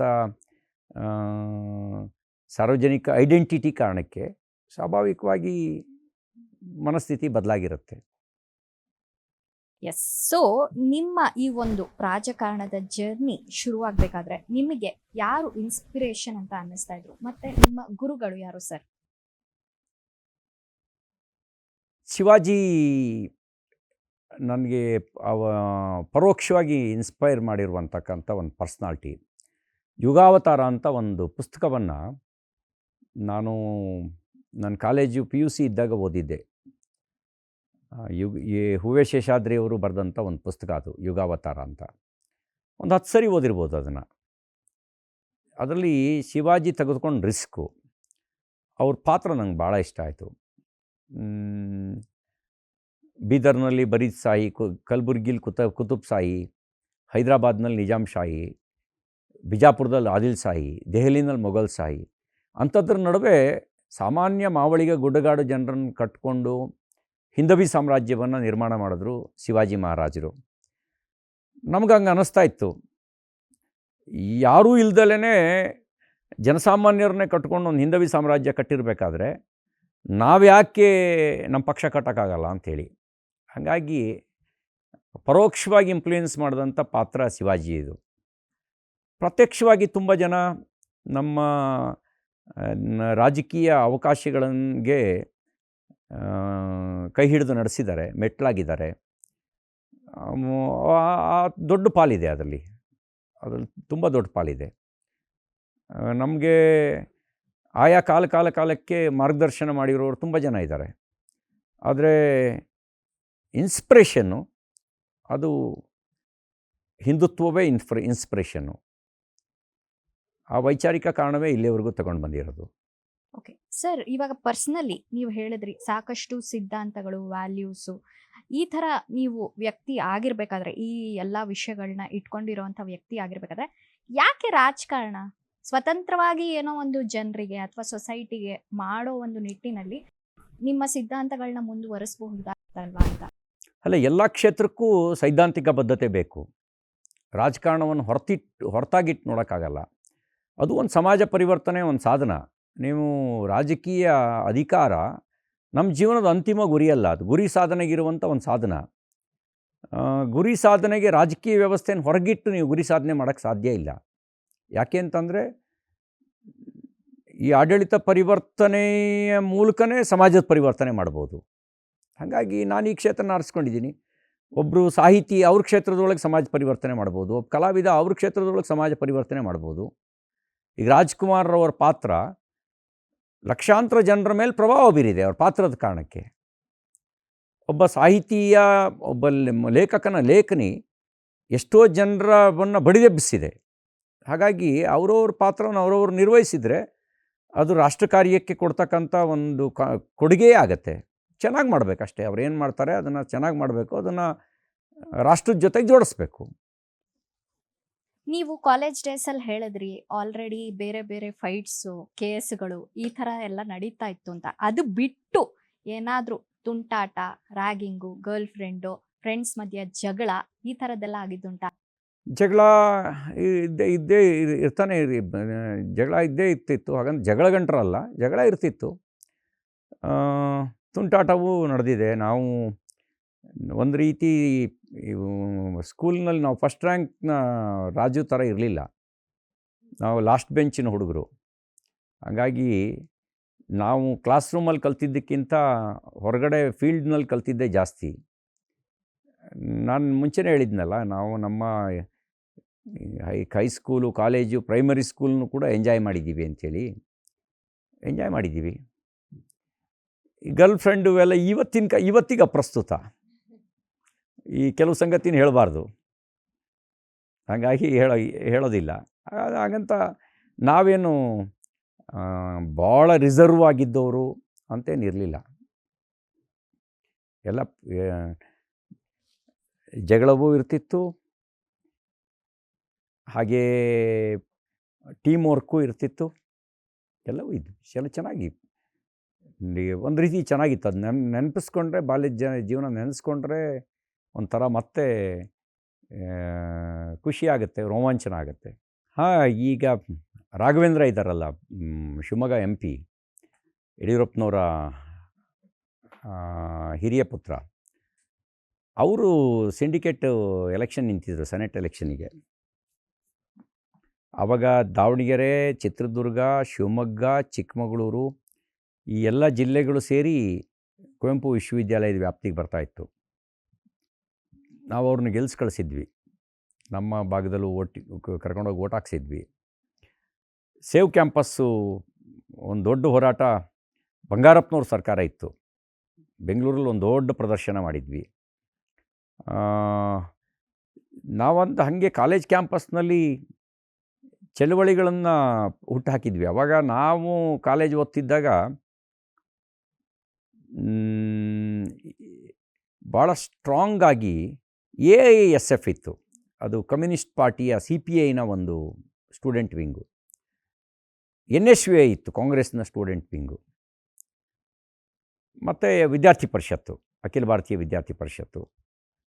ನಾವೊಂದು ರೀತಿಯಲ್ಲಿ AISFಗೆ NSUIಗೆ ಪರ್ಯಾಯವಾಗಿರ್ತಕ್ಕಂಥ ವಿದ್ಯಾರ್ಥಿ ಆಂದೋಲನವನ್ನು ಹುಟ್ಟಾಕಿದ್ವಿ ನಾವು ಕಾಲೇಜ್ ದಿನಗಳಲ್ಲಿ. ಒಂದು ರೀತಿ ನಾಯಕತ್ವ ಗುಣಗಳನ್ನು ತುಂಬ ಜನರನ್ನಿಗೆ ತುಂಬುವಂಥ ಕೆಲಸವನ್ನು ಮಾಡಿದೆ. ಇವತ್ತು ವಿದ್ಯಾರ್ಥಿ ಪರಿಷತ್ತಿನ ರಾಜಕಾರಣಿಗಳು ಅಂತ ನೀವು ಪಟ್ಟಿ ಮಾಡ್ತಾ ಹೋದರೆ ದೇಶದಲ್ಲೂ ದೊಡ್ಡ ಸಂಖ್ಯೆ ಇದೆ, ರಾಜ್ಯದಲ್ಲೂ ದೊಡ್ಡ ಸಂಖ್ಯೆ ಇದೆ. ವಿದ್ಯಾರ್ಥಿ ಪರಿಷತ್ ಮೂಲಕನೇ ರಾಜಕೀಯ ಕ್ಷೇತ್ರಕ್ಕೆ ಬಂದವರು ಅನ್ನೋ ದೊಡ್ಡ ಸಂಖ್ಯೆ ಇದೆ. ಎಸ್. ಸೊ ನಾನು ಇಂದಿರಾ ಗಾಂಧಿ ಅವ್ರ ಕಾಲದಲ್ಲಂತೂ ಹುಟ್ಟಿಲ್ಲ, ನನಗೆ ಗೊತ್ತೇ ಇಲ್ಲ ಅವ್ರ ವಿಷಯಗಳು. ಇತ್ತೀಚೆಗೆ ಒಂದು ಸಿನಿಮಾ ಬಂದಿತ್ತು, ಆ ಸಿನಿಮಾ ನೋಡಿ ಅವ್ರು ಹೇಗಿದ್ರು ಅಥವಾ ಅವ್ರ ವಿಚಾರಗಳೇನಿತ್ತು ಅಥವಾ ಅವ್ರ ಗೌರ್ಮೆಂಟನ್ನು ಹೇಗೆ ನಡೆಸಿದ್ರು ಅಂತ ನಾನು ತಿಳ್ಕೊಂಡೆ. ಆ್ಯಕ್ಚುಲಿ ಆ ಸಿನಿಮಾ ನೋಡಿ ನಂಗೆ ಗೊತ್ತಾಗಿದ್ದು ಎಷ್ಟೊಂದು ವಿಷಯಗಳು. ಇಂದಿರಾ ಗಾಂಧಿ ಅವರು ಸ್ಪರ್ಧೆ ಮಾಡಿದಂತಹ ನಮ್ಮ ಚಿಕ್ಕಮಗಳೂರು ಕ್ಷೇತ್ರದಲ್ಲಿ ನೀವು ಕಮಲನ ಅರಳಿಸಿದ್ರಿ. ಅದು ಹೇಗಾಯಿತು ಸರ್? ಯಾಕಂದರೆ ನಾನು ಆ ಸಿನಿಮಾ ನೋಡಬೇಕಾದ್ರೆ ಅವ್ರದ್ದು ಏನು ಗತ್ತು, ಪವರು, ಅವ್ರು ತಗೊಳ್ತಿದ್ದಂತಹ ಡಿಸಿಷನ್ಗಳು, ನಾನು ನಿಜ ಅದು ಸಿನಿಮಾ, ಅದು ನನಗೆ ಗೊತ್ತಿಲ್ಲ ಅದು ರಿಯಲ್ಲಾಗಿ ನಡೆದಿರೋದೋ ಏನು ಅಂತ. ಬಟ್ ಮಾಜಿ ಪ್ರಧಾನಿ ನಿಂತಹ ಕ್ಷೇತ್ರ, ಅಲ್ಲಿ ನೀವು BJPಯನ್ನು ಒಂದು BJP, ನನಗೆ ಆ್ಯಕ್ಚುಲಿ ಪರ್ಸ್ನಲಿ BJP ಇಷ್ಟ. ನಾನು ಇದನ್ನು ಹೇಳ್ಬೋದೋ ಇಲ್ವೋ ನನಗೆ ಗೊತ್ತಿಲ್ಲ, ಬಟ್ ನನಗಿಷ್ಟ. ಸೊ ಅಲ್ಲಿ ನೀವು BJPನ ಗೆಲ್ಸಿದ್ರಿ ಅಂತಂದರೆ, ನೀವು ಗೆದ್ರಿ ಅಂತಂದರೆ ನನಗೆ ಭಾರಿ ಖುಷಿ ಆಯಿತು. ಸೊ ಅದು ಹೇಗಾಯಿತು ಸರ್? ಒಂದು, ಶ್ರೀಮತಿ ಇಂದಿರಾ ಗಾಂಧಿಯವರು ಉಪಚುನಾವಣೆಯಲ್ಲಿ 1979 ಉಪಚುನಾವಣೆಯಲ್ಲಿ ಅವ್ರು ಕಂಟೆಸ್ಟ್ ಮಾಡಿದರು. ನಾವೆಲ್ಲ ಆವಾಗ ಚಿಕ್ಕ ಹುಡುಗರು. ಮಸುಕಾಗಿ ನೆನಪಿದೆ ಉಪಚುನಾವಣೆದು. ರಾಜಕೀಯ ಸಂಪರ್ಕ ಇತ್ತು ಅಂತಿಲ್ಲ, ಆದರೆ ಮಸುಕಾಗಿ ನೆನಪಿದೆ. ನಮ್ಮ ತಂದೆಯವರು ಅಲ್ಲಿ ಡಾಕ್ಟರ್ ರಾಜಾರಾಮ್ ಶೆಟ್ಟಿ ಅಂಥೇಳಿ ಒಂದು ಶೆಟ್ಟಿ ಡಾಕ್ಟ್ರು ಅಂತಿದ್ದರು. ಅವ್ರ ಶಾಪಲ್ಲಿ ಕೂತ್ಕೊಳ್ಳೋರು, ಅಲ್ಲಿ ಚರ್ಚೆ ನಡೆಯೋದು, ತುರ್ತು ಪರಿಸ್ಥಿತಿ ಬಗ್ಗೆ ಎಲ್ಲ ಚರ್ಚೆ ನಡೆಯೋದು. ನನಗೆ ಆ ಸಂದರ್ಭದಲ್ಲಿ ನಾವು ಅಲ್ಲಿ ಸ್ಕೂಲ್ ಬಿಟ್ಟಾಗ ಅಲ್ಲಿ ಹೋಗ್ತಿದ್ವಿ. ಯಾಕೆಂದರೆ ಅಲ್ಲಿ ಅಪ್ಪನ ಹತ್ರ ಹೋಗಿ ತಲೆ ಕೆರ್ಕೊಂಡು ನಿಂತ್ಕೊಂಡ್ರೆ 4 ಆಣೆ ಕೊಡೋರು. 4 ಆಣೆ ತಗೊಂಡು ಬಂದರೆ ಅವತ್ತಿಗೆ ಜೋಬ್ ತುಂಬ ಕಡಲೆ ಬಟಾಣಿ ತುಂಬಿಸ್ಕೊಂಡು ಮನೆವರೆಗೂ ನಡ್ಕೊಂಡು ಹೋಗ್ಲಿಕ್ಕೆ ಬೇಕಾದಷ್ಟು ಜೋಬ್ ತುಂಬುವಷ್ಟು ಕಡಲೆ ಬಟಾಣಿ 4 ಆಣೆಗೆ ಸಿಗ್ತಿತ್ತು. ಆವಾಗ ಅವರಿಗೆ ನಮಗೇನು ಆಸಕ್ತಿ ಇದ್ದು ಅಂತಲ್ಲ, ಕಿವಿಗೆ ಅವ್ರವ್ರು ಚರ್ಚೆ ಮಾಡ್ತಿದ್ದ ಕಿವಿಗೆ ಬೀಳೋದು. ಎಮರ್ಜೆನ್ಸಿ, ಅದರ ಕರಾಳತೆಯ ಶಬ್ದಗಳು ಕಿವಿ ಅರ್ಥ ಆಗದೇ ಇದ್ದರೂ ಕಿವಿಗೆ ಬಿದ್ದಿರ್ತಿತ್ತು. ಅಂಥ ಜಿಲ್ಲೆ ಅದು ಒಂದು ಕಾಲದಲ್ಲಿ, ಕಾಂಗ್ರೆಸ್ನ ಭದ್ರಕೋಟೆ. ಅದು ನಾವು ಜನಪರ ಚಳವಳಿನೂ ಕಟ್ಟಿದ್ವಿ, ವೈಚಾರಿಕ ಚಳವಳಿನೂ ಕಟ್ಟಿದ್ವಿ. ಜನಪರ ಚಳವಳಿ ಮತ್ತು ವೈಚಾರಿಕ ಚಳವಳಿಗೆ ಜನ ಮನ್ನಣೆ ಕೊಟ್ಟು ಭಾರತೀಯ ಜನತಾ ಪಾರ್ಟಿಯನ್ನು ಪ್ರಬಲವಾಗಿ ಬೆಳೆಸಿದರು. ಜನ ಬೆಳೆಸಿದ್ದು, ನಾವು ನಿಮಿತ್ತ ಮಾತ್ರ. ನಮಗಿಂತ ಮುಂಚೆನೂ ತುಂಬ ಜನ ಹಿರಿಯರು ಇದೇ ವಿಚಾರಕ್ಕೆ ಕೆಲಸ ಮಾಡಿದ್ದಾರೆ. ಅವ್ರ ಕಾಲದಲ್ಲಿ ಚುನಾವಣೆ ಗೆಲ್ಲಕ್ಕಾಗಿಲ್ಲ, ಆದರೆ ಹಾಗಂತ ಬುನಾದಿ ಹಾಕಿಲ್ವಾ ಅಂದರೆ ಫೌಂಡೇಶನ್ ಹಾಕಿದ್ದಾರೆ. ಯಾವಾಗಲೂ ಗೋಪುರ ಕಾಣುತ್ತೆ, ಗೋಪುರದ ಮೇಲಿನ ಕಳಸಕ್ಕೆ ಕೈ ಮುಗಿತಾರೆ, ಆದರೆ ಫೌಂಡೇಶನ್ ಕಾಣಲ್ಲ. ತುಂಬ ಜನ ಅಲ್ಲಿ ಪರಿವರ್ತನೆಯ ರಾಜಕಾರಣಕ್ಕೆ ಫೌಂಡೇಶನ್ ಆಗಿದ್ದಾರೆ, ಅವ್ರು ಕಾಣಲ್ಲ. ನಮ್ಮಂಥ ಕೆಲವರು ಕಾಣ್ತೀವಿ, ನಮ್ಮನ್ನು ಜನ ರೆಕಗ್ನೈಸ್ ಮಾಡ್ತಾರೆ. ಆದರೆ ಫೌಂಡೇಶನ್ ಆಗಿರೋರು ತುಂಬ ಜನ ಇದ್ದಾರೆ. ಅವರೆಲ್ಲರ ಪರಿಶ್ರಮದಿಂದ ಬದಲಾವಣೆ ಬಂತಲ್ಲಿ. ಇವತ್ತೊಂದು ಕೇಡ್ರ್ ಬೇಸ್ ಪಾರ್ಟಿ, ಆ ಕೇಡ್ರ್ ಬೇಸ್ ಪಾರ್ಟಿ ಆಗಿರೋ ಕಾರಣಕ್ಕೆ ಚುನಾವಣೆ ರಿಸಲ್ಟಲ್ಲಿ ವ್ಯತ್ಯಾಸ ಆಗ್ಬೋದು, ಆದರೆ ಪಾರ್ಟಿ ವೀಕ್ ಆಗೋಕ್ಕೆ ಸಾಧ್ಯ ಇಲ್ಲ. ಯಾಕೆಂದರೆ ನಮ್ಮದು ಒಂದು ಐಡಿಯಾಲಜಿಕಲ್ ಮೂಮೆಂಟು, ಇದು ದುರ್ಬಲ ಆಗೋಕ್ಕೆ ಸಾಧ್ಯ ಇಲ್ಲ. ಇದು ದುರ್ಬಲ ಆಯಿತು ಅಂದರೆ ರಾಷ್ಟ್ರವೇ ದುರ್ಬಲ ಆಗುತ್ತೆ. ಹಾಗಾಗಿ ಇದು ದುರ್ಬಲ ಆಗೋಕ್ಕೆ ಸಾಧ್ಯನೇ ಇಲ್ಲ, ಇನ್ನಷ್ಟು ಪ್ರಬಲವಾಗ್ತಾ ಹೋಗುತ್ತೆ. ಅಬ್ಸಲ್ಯೂಟ್ಲಿ. ಆ್ಯಂಡ್ ಈ ಥರ ಒಂದು ಅಷ್ಟು ವರ್ಷಗಳಿಂದ ಬಂದಂತಹ ಪಾರ್ಟಿ ಕಾಂಗ್ರೆಸ್ ಪಾರ್ಟಿ. ಇವಾಗ BJP ಅಂತ ಹೇಳಿದ ತಕ್ಷಣ ನೀವು ಹೇಳ್ದಂಗೆ ವ್ಯಾಲ್ಯೂಸು, ಸಿದ್ಧಾಂತಗಳು ಸಾಕಷ್ಟಿವೆ. ಅದ್ರ ಮಧ್ಯೆ ಸೆಲ್ಫ್ ಮೋಟಿವೇಟೆಡ್ ಆಗಿ ಕೆಲಸ ಮಾಡೋದು ಕೂಡ ಇನ್ನೊಂದು ವಿಷಯ. ಎಷ್ಟೋ ಸರ್ತಿ ನಾವು ಸೋತ್ ಹೋಗ್ಬಿಡ್ತೀವಿ. ಸಾಕಪ್ಪ ಈ ಬಿಸಿಲಲ್ಲಿ ಆ ಕ್ಯಾಂಪೇನ್ಗಳು, ಇವ್ರ ಜೊತೆ ಜಗಳಗಳು, ಮತ್ತೆ ಅವ್ರೇನೋ ನಾವು ಮಾಡದೇ ಇರೋಂತಹ ತಪ್ಪುಗಳನ್ನೂ ನಮ್ಮ ತಲೆ ಮೇಲೆ ಹಾಕ್ತಾರೆ. ಈ ಥರ ಈ ಎಲ್ಲ ವಿಷಯಗಳ ಮಧ್ಯೆ ನೀವು ಹೇಗೆ ಸೆಲ್ಫ್ ಮೋಟಿವೇಟೆಡ್ ಆಗಿ ಇರ್ತೀರಾ ಸರ್? ಸಾರ್ವಜನಿಕ ಜೀವನದಲ್ಲಿ ಸ್ತುತಿ ನಿಂದೆಗಳು ಸ್ವಾಭಾವಿಕ. ನಾವೇನು ಅಂದರೆ ಹೊಗಳಿದಾಗ ಹಿಗ್ಗದೆ, ತೆಗಳಿದಾಗ ಕುಗ್ಗದೆ, ಸಮಚಿತ್ತದಿಂದ ಮುಂದೆ ಹೋಗ್ತಾ ಇರಬೇಕು. ಹಂಗಾಗಿ ಅದ್ರ ಬಗ್ಗೆ ಭಾಳ ತಲೆ ಕೆಡ್ಸ್ಕೊಳಕ್ಕೆ ಹೋಗಲ್ಲ. ನಾವು ಮಾಡೋ ಕೆಲಸ ನೋಡಿ, ಈಗ ಮುಂಚೆನೇ ಒಂದು ಗಾದೆ ಮಾತು ಇದೆ, ಜಗದೀಶ್ವರನ್ನ ಮೆಚ್ಚಿಸ್ಬೋದಂತೆ, ಜನರನ್ನೆಲ್ಲ ಮೆಚ್ಚೋಕ್ಕಾಗಲ್ಲಂತೆ. ಎಲ್ಲ ಜನರನ್ನು ಏಕಕಾಲಕ್ಕೆ ಮೆಚ್ಚೋದಕ್ಕೆ ಭಗವಂತನಿಗೆ ಸಾಧ್ಯ ಇಲ್ಲ ಅಂದಮೇಲೆ ನಮಗೆ ಸಾಧ್ಯ ಇಲ್ಲ. ಆದರೆ ನಾವು ನಮ್ಮಿಂದ ತಪ್ಪಾಗಬಾರ್ದು ಅನ್ನುವಂಥ ಒಂದು ಮನೋಭಾವನೆ ಇಟ್ಕೊಂಡು ಕೆಲಸ ಮಾಡ್ತಾ ಹೋಗ್ತೀವಿ. ಕೆಲಸದಲ್ಲಿ ಗೊತ್ತಿಲ್ಲದೆ ತಪ್ಪಾಗ್ಬೋದು, ಆದರೆ ಗೊತ್ತಿದ್ದು ನಮ್ಮಿಂದ ತಪ್ಪಾಗಬಾರ್ದು ಅಂತ ನನ್ನ ಸಾರ್ವಜನಿಕ ಜೀವನದಲ್ಲಿ ಪಾಲಿಸಿರುವ ಪಥ್ಯ ಒಂದೇ, ಗೊತ್ತಿದ್ದು ತಪ್ಪಾಗಬಾರ್ದು. ಗೊತ್ತಿಲ್ಲದೆ 1000 ತಪ್ಪಾಗ್ಬೋದು, ಅಥವಾ ನಡೆಯುವ ವೇಗದಲ್ಲಿ ಎಡಬೋದು, ಆದರೆ ಗೊತ್ತಿದ್ದು ತಪ್ಪು ಮಾಡಬಾರ್ದು ಅನ್ನೋದು ನಾನು ಪಾಲಿಸ್ಕೊಂಬಂದಿರುವಂಥ ಒಂದು ಪಥ್ಯ. ಅದ್ರ ಮೇಲೆ ಮುಂದೆ ಹೋಗ್ತಾ ಹೋಗಿದ್ದೀವಿ. ಉಳಿದಿದ್ದೆಲ್ಲ ಜನರಿಗೆ ಬಿಟ್ಬಿಡ್ತೀವಿ. ಕೆಲವು ಸರಿ ಅದೇ ಜನ ಹೊಗಳ್ತಾರೆ, ಕೆಲವು ಸರಿ ಅದೇ ಜನ ತೆಗಳ್ತಾರೆ. ಸಮಚಿತ್ತದಲ್ಲಿ ಸ್ವೀಕಾರ ಮಾಡ್ತಾ ಮುಂದೆ ಹೋಗಿದ್ದೀವಿ. ನಿಮ್ಮ ತಂದೆಯವರ ಸಲಹೆ ಏನಾಗಿತ್ತು? ನಮ್ಮ ಫ್ಯಾಮಿಲಿನಲ್ಲಿ ಯಾರೂ ರಾಜಕೀಯ ಹಿನ್ನೆಲೆ ಇರೋರು ಇಲ್ಲ. ಅವರೆಲ್ಲ ಯಾವುದೋ ಪಾರ್ಟಿಗೆ ವೋಟ್ ಹಾಕುವ ಮತದಾರರಾಗಿದ್ದರು, ವೆಲ್ ವಿಷರ್ಸ್ ಆಗಿದ್ದರು. ಆದರೆ ರಾಜಕೀಯ ನೇತೃತ್ವ ಅಥವಾ ವಹಿಸಿದಂಥವ್ರು ಯಾರೂ ಆಗಿರಲಿಲ್ಲ. ನಾನು ರಾಜಕಾರಣಕ್ಕೆ ಬಂದು BJP ಜವಾಬ್ದಾರಿ ತೊಗೊಂಡು ಬೂತ್ ಅಧ್ಯಕ್ಷ ಆದೆ. ಆವಾಗ ನನಗೊಂದು ಬೂತ್ ಅಧ್ಯಕ್ಷ ಅಂತಂದರೆ ಅವತ್ತೊಂದು ಬಾವುಟ ಕೊಟ್ಟರು ನಮಗೆ. ನಾನು ಮನೆ ಮುಂದೆ ಬಾವುಟ ಕಟ್ಟಿದ್ದೆ. ನಮ್ಮಪ್ಪ ಕೇಳಿದ್ರು, ಯಾವುದೋ ಪಾರ್ಟಿ ಇದು ಅಂತ. BJP ಎಂದೆ. ಯಾರಿದ್ದಾರೆ ಅಂತ ಕೇಳಿದ್ರು. ನಾನು ವಾಜಪೇಯಿ, ಅದ್ವಾನಿ ಅಂದೆ. ಅದೆಲ್ಲ ಅಲ್ಲಾಯ್ತು, ಇಲ್ಲಿ ಯಾರಿದ್ದಾರೆ ಅಂದೆ. ಯಡಿಯೂರಪ್ಪ ಅಂದೆ. ನಿಮ್ದು ಯಾವ ಸೀಮೆ ಪಾರ್ಟಿ, ನೀ ಜೀವನದಲ್ಲಿ ನಿಮ್ಮದಲ್ಲಿ ಯಾವ ಅಧಿಕಾರಕ್ಕೆ ಬರುತ್ತೆ, ದೇವೇಗೌಡರನ್ನ ಪಾರ್ಟಿಗೆ ಸೇರ್ಕೋ ಅಂತ ಹೇಳಿದರು ನಮ್ಮ ತಂದೆ. ನಾನು ವೈಚಾರಿಕ ಕಾರಣಕ್ಕೆ ಅವ್ರ ಸಲಹೆಯನ್ನು ಮಾನ್ಯ ಮಾಡಲಿಲ್ಲ. ಅವ್ರ ದೃಷ್ಟಿಯೊಳಗೆ ಅವತ್ತು ಪ್ರಬಲವಾಗಿದ್ದಂಥ ಜನತಾ ಪಾರ್ಟಿ, ಆ ಕಾರಣಕ್ಕೆ ನಾನು ದೇವೇಗೌಡರ ಪಾರ್ಟಿ ಸೇರಬೇಕು ಅಂತ ಅವರ ಆಸೆ ಇತ್ತು. ಆದರೆ ನಾನು ವೈಚಾರಿಕ ಕಾರಣಕ್ಕೆ ನನ್ನ ಥರದವರು BJPನ ಆರಿಸ್ಕೊಂಡ್ವಿ. ಅಧಿಕಾರಕ್ಕೆ ಬರುತ್ತೆ ಅನ್ನುವಂಥ ಆಸೆ ನಮಗೇನು ಇರಲಿಲ್ಲ. ಬರಬೇಕು ಅನ್ನೋ ಕನಸಿತ್ತು, ಆದರೆ ಬಂದ್ಬಿಡ್ತೀವಿ ಅನ್ನುವಂಥ ವಿಶ್ವಾಸದ ವಾತಾವರಣ ಆವತ್ತಿರಲಿಲ್ಲ. ಜನಪರ ಹೋರಾಟ, ಜನಪರ ಕಾರ್ಯ, ಇದಿಷ್ಟನ್ನು ನಮಗೆ ನಮ್ಮ ಹಿರಿಯರು ಹೇಳ್ಕೊಟ್ಟಿದ್ರು. ಜನಪರ ಹೋರಾಟ ಮಾಡಬೇಕು, ಜನಪರ ಕಾರ್ಯ ಮಾಡಬೇಕು, ಆಗ ಮಾತ್ರ ಜನನಾಯಕತ್ವ ಬೆಳೆಯೋಕ್ಕೆ ಸಾಧ್ಯ ಅನ್ನೋಂಥದ್ದು ಹೇಳಿದರು. ಅವ್ರು ಹೇಳಿದ್ದನ್ನು ನಾವು ಜನಪರ ಕಾರ್ಯ ನಮ್ಮ ಸಾಮರ್ಥ್ಯಕ್ಕೆ ಅನುಗುಣವಾಗಿ ಕಾರ್ಯ ಮಾಡ್ತಾ, ಜನಪರ ಹೋರಾಟವನ್ನು ರೂಪಿಸ್ತಾ ಜನರ ನಡುವೆ ಇದ್ದೀವಿ.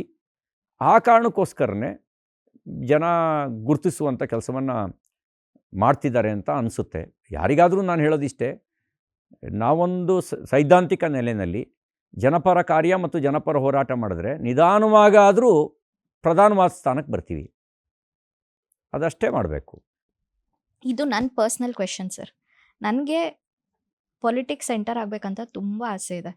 ಬಟ್ ನನ್ನ ಫ್ರೆಂಡ್ಸ್ ಹತ್ರ ಕೇಳಿದ್ರೆ, ನಿನ್ನ ಹತ್ರ ದುಡ್ಡಿರಬೇಕು, ಎಲೆಕ್ಷನ್ ಮಾಡೋದಕ್ಕೆ ನಿನ್ನ ಹತ್ರ ಎಷ್ಟು ಕೋಟಿ ಇದೆ, ಇದನ್ನೇ ಕೇಳೋರು. ಅಂದರೆ ನೀವು ಹೇಳ್ದಂತೆ ನಾನು ಏನೋ ಒಂದು ಸಿದ್ಧಾಂತಗಳು, ಜನರಿಗೆ ಒಳ್ಳೇದು ಮಾಡಬೇಕು, ಯಾಕೆ ನಮ್ಮ ಜನರು ಹೀಗಿದ್ದಾರೆ, ಅವ್ರು ಇನ್ನೂ ಮುಂದುವರಿಬೇಕು. ಬೇರೆ ದೇಶಗಳಲ್ಲಿ ನೋಡ್ತಾ ಇದ್ದರೆ ಎಷ್ಟು ಬದಲಾವಣೆ ಅಂದರೆ ಅವರ ಡೆವಲಪ್ಮೆಂಟ್ ಆಗಿರಬಹುದು, ಇಲ್ಲ ಅಂತಂದರೆ ಅವರ ವಿಷಯಗಳಾಗಿರಬಹುದು, ಎಷ್ಟು ಕ್ಲಾರಿಟಿ, ಅದೆಲ್ಲ ನೀವು ಎಷ್ಟು ಸರಿಯಾಗಿ ಹೇಳಿದ್ರಿ. ನಾನು ಆ ಥರ ಹೇಳಿದಾಗ ನನ್ನ ಫ್ರೆಂಡ್ಸ್ ಹಿಂಗೆ ಹೇಳೋರು. ಸೊ ನಿಮಗೆ ಪರ್ಸ್ನಲಿ ನನಗೆ ಏನಾದರೂ ಸಜೆಸ್ಟ್ ಮಾಡಬೇಕು ಅಂತಂದರೆ ಏನಾಗಿರುತ್ತೆ ಸರ್? ನಾನು ಎಂಟರ್ ಆಗಬೇಕು ನಮ್ಮ ಪ್ರಧಾನಮಂತ್ರಿಗಳು ಒಂದು ಕರೆ ಕೊಟ್ಟರು. ಬೇರೆ ಬೇರೆ ಕ್ಷೇತ್ರದಲ್ಲಿರುವಂಥ ಹೊಸ ಮಕ್ಕಳು ರಾಜಕಾರಣಕ್ಕೆ ಬರಬೇಕು, ಯುವ ಜನರು ರಾಜಕಾರಣಕ್ಕೆ ಬರಬೇಕು ಅಂತ ಹೇಳಿದರು. ನಮ್ಮ ಪ್ರೈಮ್ ಮಿನಿಸ್ಟರ್ ಬ್ಯಾಕ್ಗ್ರೌಂಡ್ ಏನು? ಚಾಯ್ವಾಲ ದೇಶದ ಪ್ರಧಾನಮಂತ್ರಿ ಆಗ್ಬೋದು ಅನ್ನೋದಾದರೆ ನಿಮಗೆ ಅವ್ರನ್ನ ನೋಡಿದ ಮೇಲೂ ಕೂಡ ಹಣನೇ ಇರಬೇಕು ಅಂತ ಯಾಕೆ ಅನಿಸುತ್ತೆ? ಅಲ್ಲ, ಹಣನೇ ಇರಬೇಕು ಅಂತ ಯಾಕೆ ಅನಿಸುತ್ತೆ? ಉತ್ತರ ಪ್ರದೇಶದ ಮುಖ್ಯಮಂತ್ರಿ ಯೋಗಿ ಆದಿತ್ಯನಾಥ್ ಅವ್ರ ಬ್ಯಾಕ್ಗ್ರೌಂಡ್ ಏನು? ಕೆಳ ಮಧ್ಯಮ ವರ್ಗದ ಕುಟುಂಬ. ನಮ್ಮ ರಾಜ್ಯದಲ್ಲೇ ಹಲವು ಜನರನ್ನು ಉದಾಹರಣೆಯಾಗಿ ಕೊಡಬಲ್ಲೆ. ಯಾರು ಕೂಡ ಶ್ರೀಮಂತಿಕೆಯ ಸುಖದ ಸುಪ್ಪತ್ತಿಗೆಯಲ್ಲಿ ಇದ್ದು ರಾಜಕಾರಣಕ್ಕೆ ಬಂದವರಲ್ಲ. ಹಾಗಾಗಿ ಅದಿರಬೇಕು ಅಂತ ಅನ್ನೋದು ಒಂದು ಭ್ರಮೆ. ನಿಜ, ಎಲೆಕ್ಷನ್ ಅಂತಂದರೆ ಇವತ್ತು ಕೋಟಿ ಕೋಟಿ ಖರ್ಚು ಮಾಡಬೇಕಾಗತ್ತೆ ಅನ್ನೋದು ಇದು ಸಾಮಾನ್ಯ ಸಂದರ್ಭದಲ್ಲಿ. ಆದರೆ ನೀವು ಒಂದು ತಪಸ್ಸಿನ ರೀತಿಯಲ್ಲಿ ಈ ಕ್ಷೇತ್ರದಲ್ಲಿ ಕೆಲಸ ಮಾಡಿದ್ರೆ, ಜನಹಿತವನ್ನೇ ನೀವು ಗುರಿಯಾಗಿಟ್ಕೊಂಡು ಕೆಲಸ ಮಾಡ್ತೀರಿ ಅಂತಂದರೆ ಜನನೇ ನಿಮಗೆ ದುಡ್ಡು ಕೊಡ್ತಾರೆ, ದುಡ್ಡು ಕೊಟ್ಟು ಓಟ್ ಹಾಕ್ತಾರೆ. ಹಾಗಾಗಿ ಇದೊಂದು ತಪಸ್ಸು. ಬಾಕಿ ಇಲ್ಲಪ್ಪ, ನಾನು ನನ್ನ ವೈಯಕ್ತಿಕ ಜೀವನವನ್ನೆಲ್ಲ ನಡೆಸ್ಕೊಂಡು ಅಲ್ಲೂ ಯಾವುದನ್ನೂ ತ್ಯಾಗ ಮಾಡದೆ ರಾಜಕಾರಣ ಮಾಡ್ತೀನಿ ಅಂದರೆ ಕೋಟಿ ಕೋಟಿ ಹಣ ಬೇಕು. ಆದರೆ ಜನರಿಗಾಗಿಯೇ ನಾನು ಬದುಕ್ತೀನಿ ಅಂತಂದರೆ ಕೋಟಿ ಕೋಟಿ ಹಣದ ಅವಶ್ಯಕತೆ ಇಲ್ಲ. ಕೋಟಿ ಕೋಟಿ ಹಣವನ್ನು ಜನ ನಿಮ್ಮ ಮೇಲೆ ವಿಶ್ವಾಸ ಇಟ್ಟುಕೊಡ್ತಾರೆ ಮತ್ತು ಅವರೇ ಗೆಲ್ಲಿಸ್ತಾರೆ. Thank you sir. Personally I really want to thank you. ಯಾಕೆಂತಂದರೆ ಈ ಒಂದು ಕಾನ್ಫಿಡೆನ್ಸ್ ಎಷ್ಟೋ ಸರ್ತಿ we are the average of 5 people around us ಅಂತ ಹೇಳ್ತಾರೆ.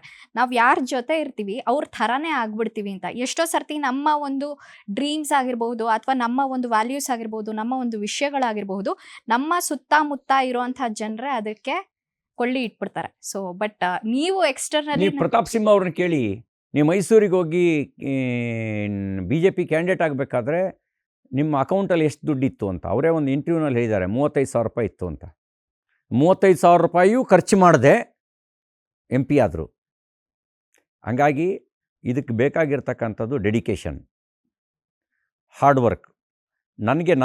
ನಮ್ಮ ಅವತ್ತಿನ ಹೋಬಳಿ ಅಧ್ಯಕ್ಷರಾಗಿದ್ದಂಥ ನಿವೃತ್ತ ಸೈನಿಕರಾಗಿದ್ದಂಥ ಕುಟಪ್ನವರು, ದಿವಂಗತ ಕುಟಪ್ನವ್ರಿಗೆ ಇವತ್ತು ಬದುಕಿಲ್ಲ ಅವರು. ನನ್ನ ಬೂತ್ ಅಧ್ಯಕ್ಷನ ಮಾಡಬೇಕಾದ್ರೆ ಹೇಳಿದರು, ಹಾರ್ಡ್ ವರ್ಕ್ ಆ್ಯಂಡ್ ಹಾನೆಸ್ಟ್ ಅಂತ ಹೇಳಿದ್ರು. ಪಕ್ಷನಿಷ್ಠೆ ಮತ್ತು ಪರಿಶ್ರಮ ನೀನನ್ನು ಎತ್ತರಕ್ಕೆ ಏರಿಸುತ್ತೆ ಅಂತ ಹೇಳಿದರು. ನನ್ನಲ್ಲಿ ಏನು ಕಂಡಿದ್ರೋ ಗೊತ್ತಿಲ್ಲ, ನೀನು ದೊಡ್ಡ ಲೀಡರ್ ಆಗ್ತೀಯ ಅಂದರು. I was booth president 1988. ಆವಾಗ ಅವ್ರು ಹೇಳಿದ ಮಾತು, ನೀನು ದೊಡ್ಡ ಲೀಡರ್ ಆಗ್ತೀಯಾ ಅಂತ ಹೇಳಿದರು. ಅವ್ರು ಹೇಳಿದ ಎರಡೇ ಮಂತ್ರ, ಹಾರ್ಡ್ ವರ್ಕ್ ಆ್ಯಂಡ್ ಹಾನೆಸ್ಟ್. ಪರಿಶ್ರಮ ಮುಂದೆ ಹೋಗಲಿಕ್ಕೆ ಸಹಾಯ ಮಾಡುತ್ತೆ. ಹಾಗೆಯೇ ಪಕ್ಷನಿಷ್ಠೆ, ಅದು ಪ್ರಶ್ನಾರ್ಥಕವಾಗಿದ್ದಾಗ ಅವಕಾಶಗಳನ್ನು ಒದಗಿಸ್ಕೊಡುತ್ತೆ. ಕೆಲವೊಮ್ಮೆ ಸಾಂದರ್ಭಿಕವಾಗಿ ಹಿನ್ನಡೆ ಆಗ್ಬೋದು, ಅದು ಸಾಂದರ್ಭಿಕ ಹಿನ್ನಡೆ. ಆದರೆ ಪಕ್ಷನಿಷ್ಠೆ ಮತ್ತು ಪರಿಶ್ರಮ ಯಾವ ಎತ್ತರಕ್ಕೆ ಬೇಕಾದ್ರೂ ತೊಗೊಂಡು ಹೋಗುತ್ತೆ. ಹಂಗೆ ತಪಸ್ಸಿನ ರೀತಿ ಮಾಡಿ ಸಕ್ಸಸ್ ಸಿಗುತ್ತೆ. ದಿಢೀರಂಥೇಳಿ ನಾನು ಒಂದು ದಿನದಲ್ಲಿ ಹೀರೋ ಆಗಬೇಕು ಅಂತಂದರೆ ಆಗಲ್ಲ. ಒಂದು ದಿನದಲ್ಲಿ ಜನನಾಯಕರಾಗಕ್ಕಾಗಲ್ಲ. It will take a time. Yes, and thank you for inspiring.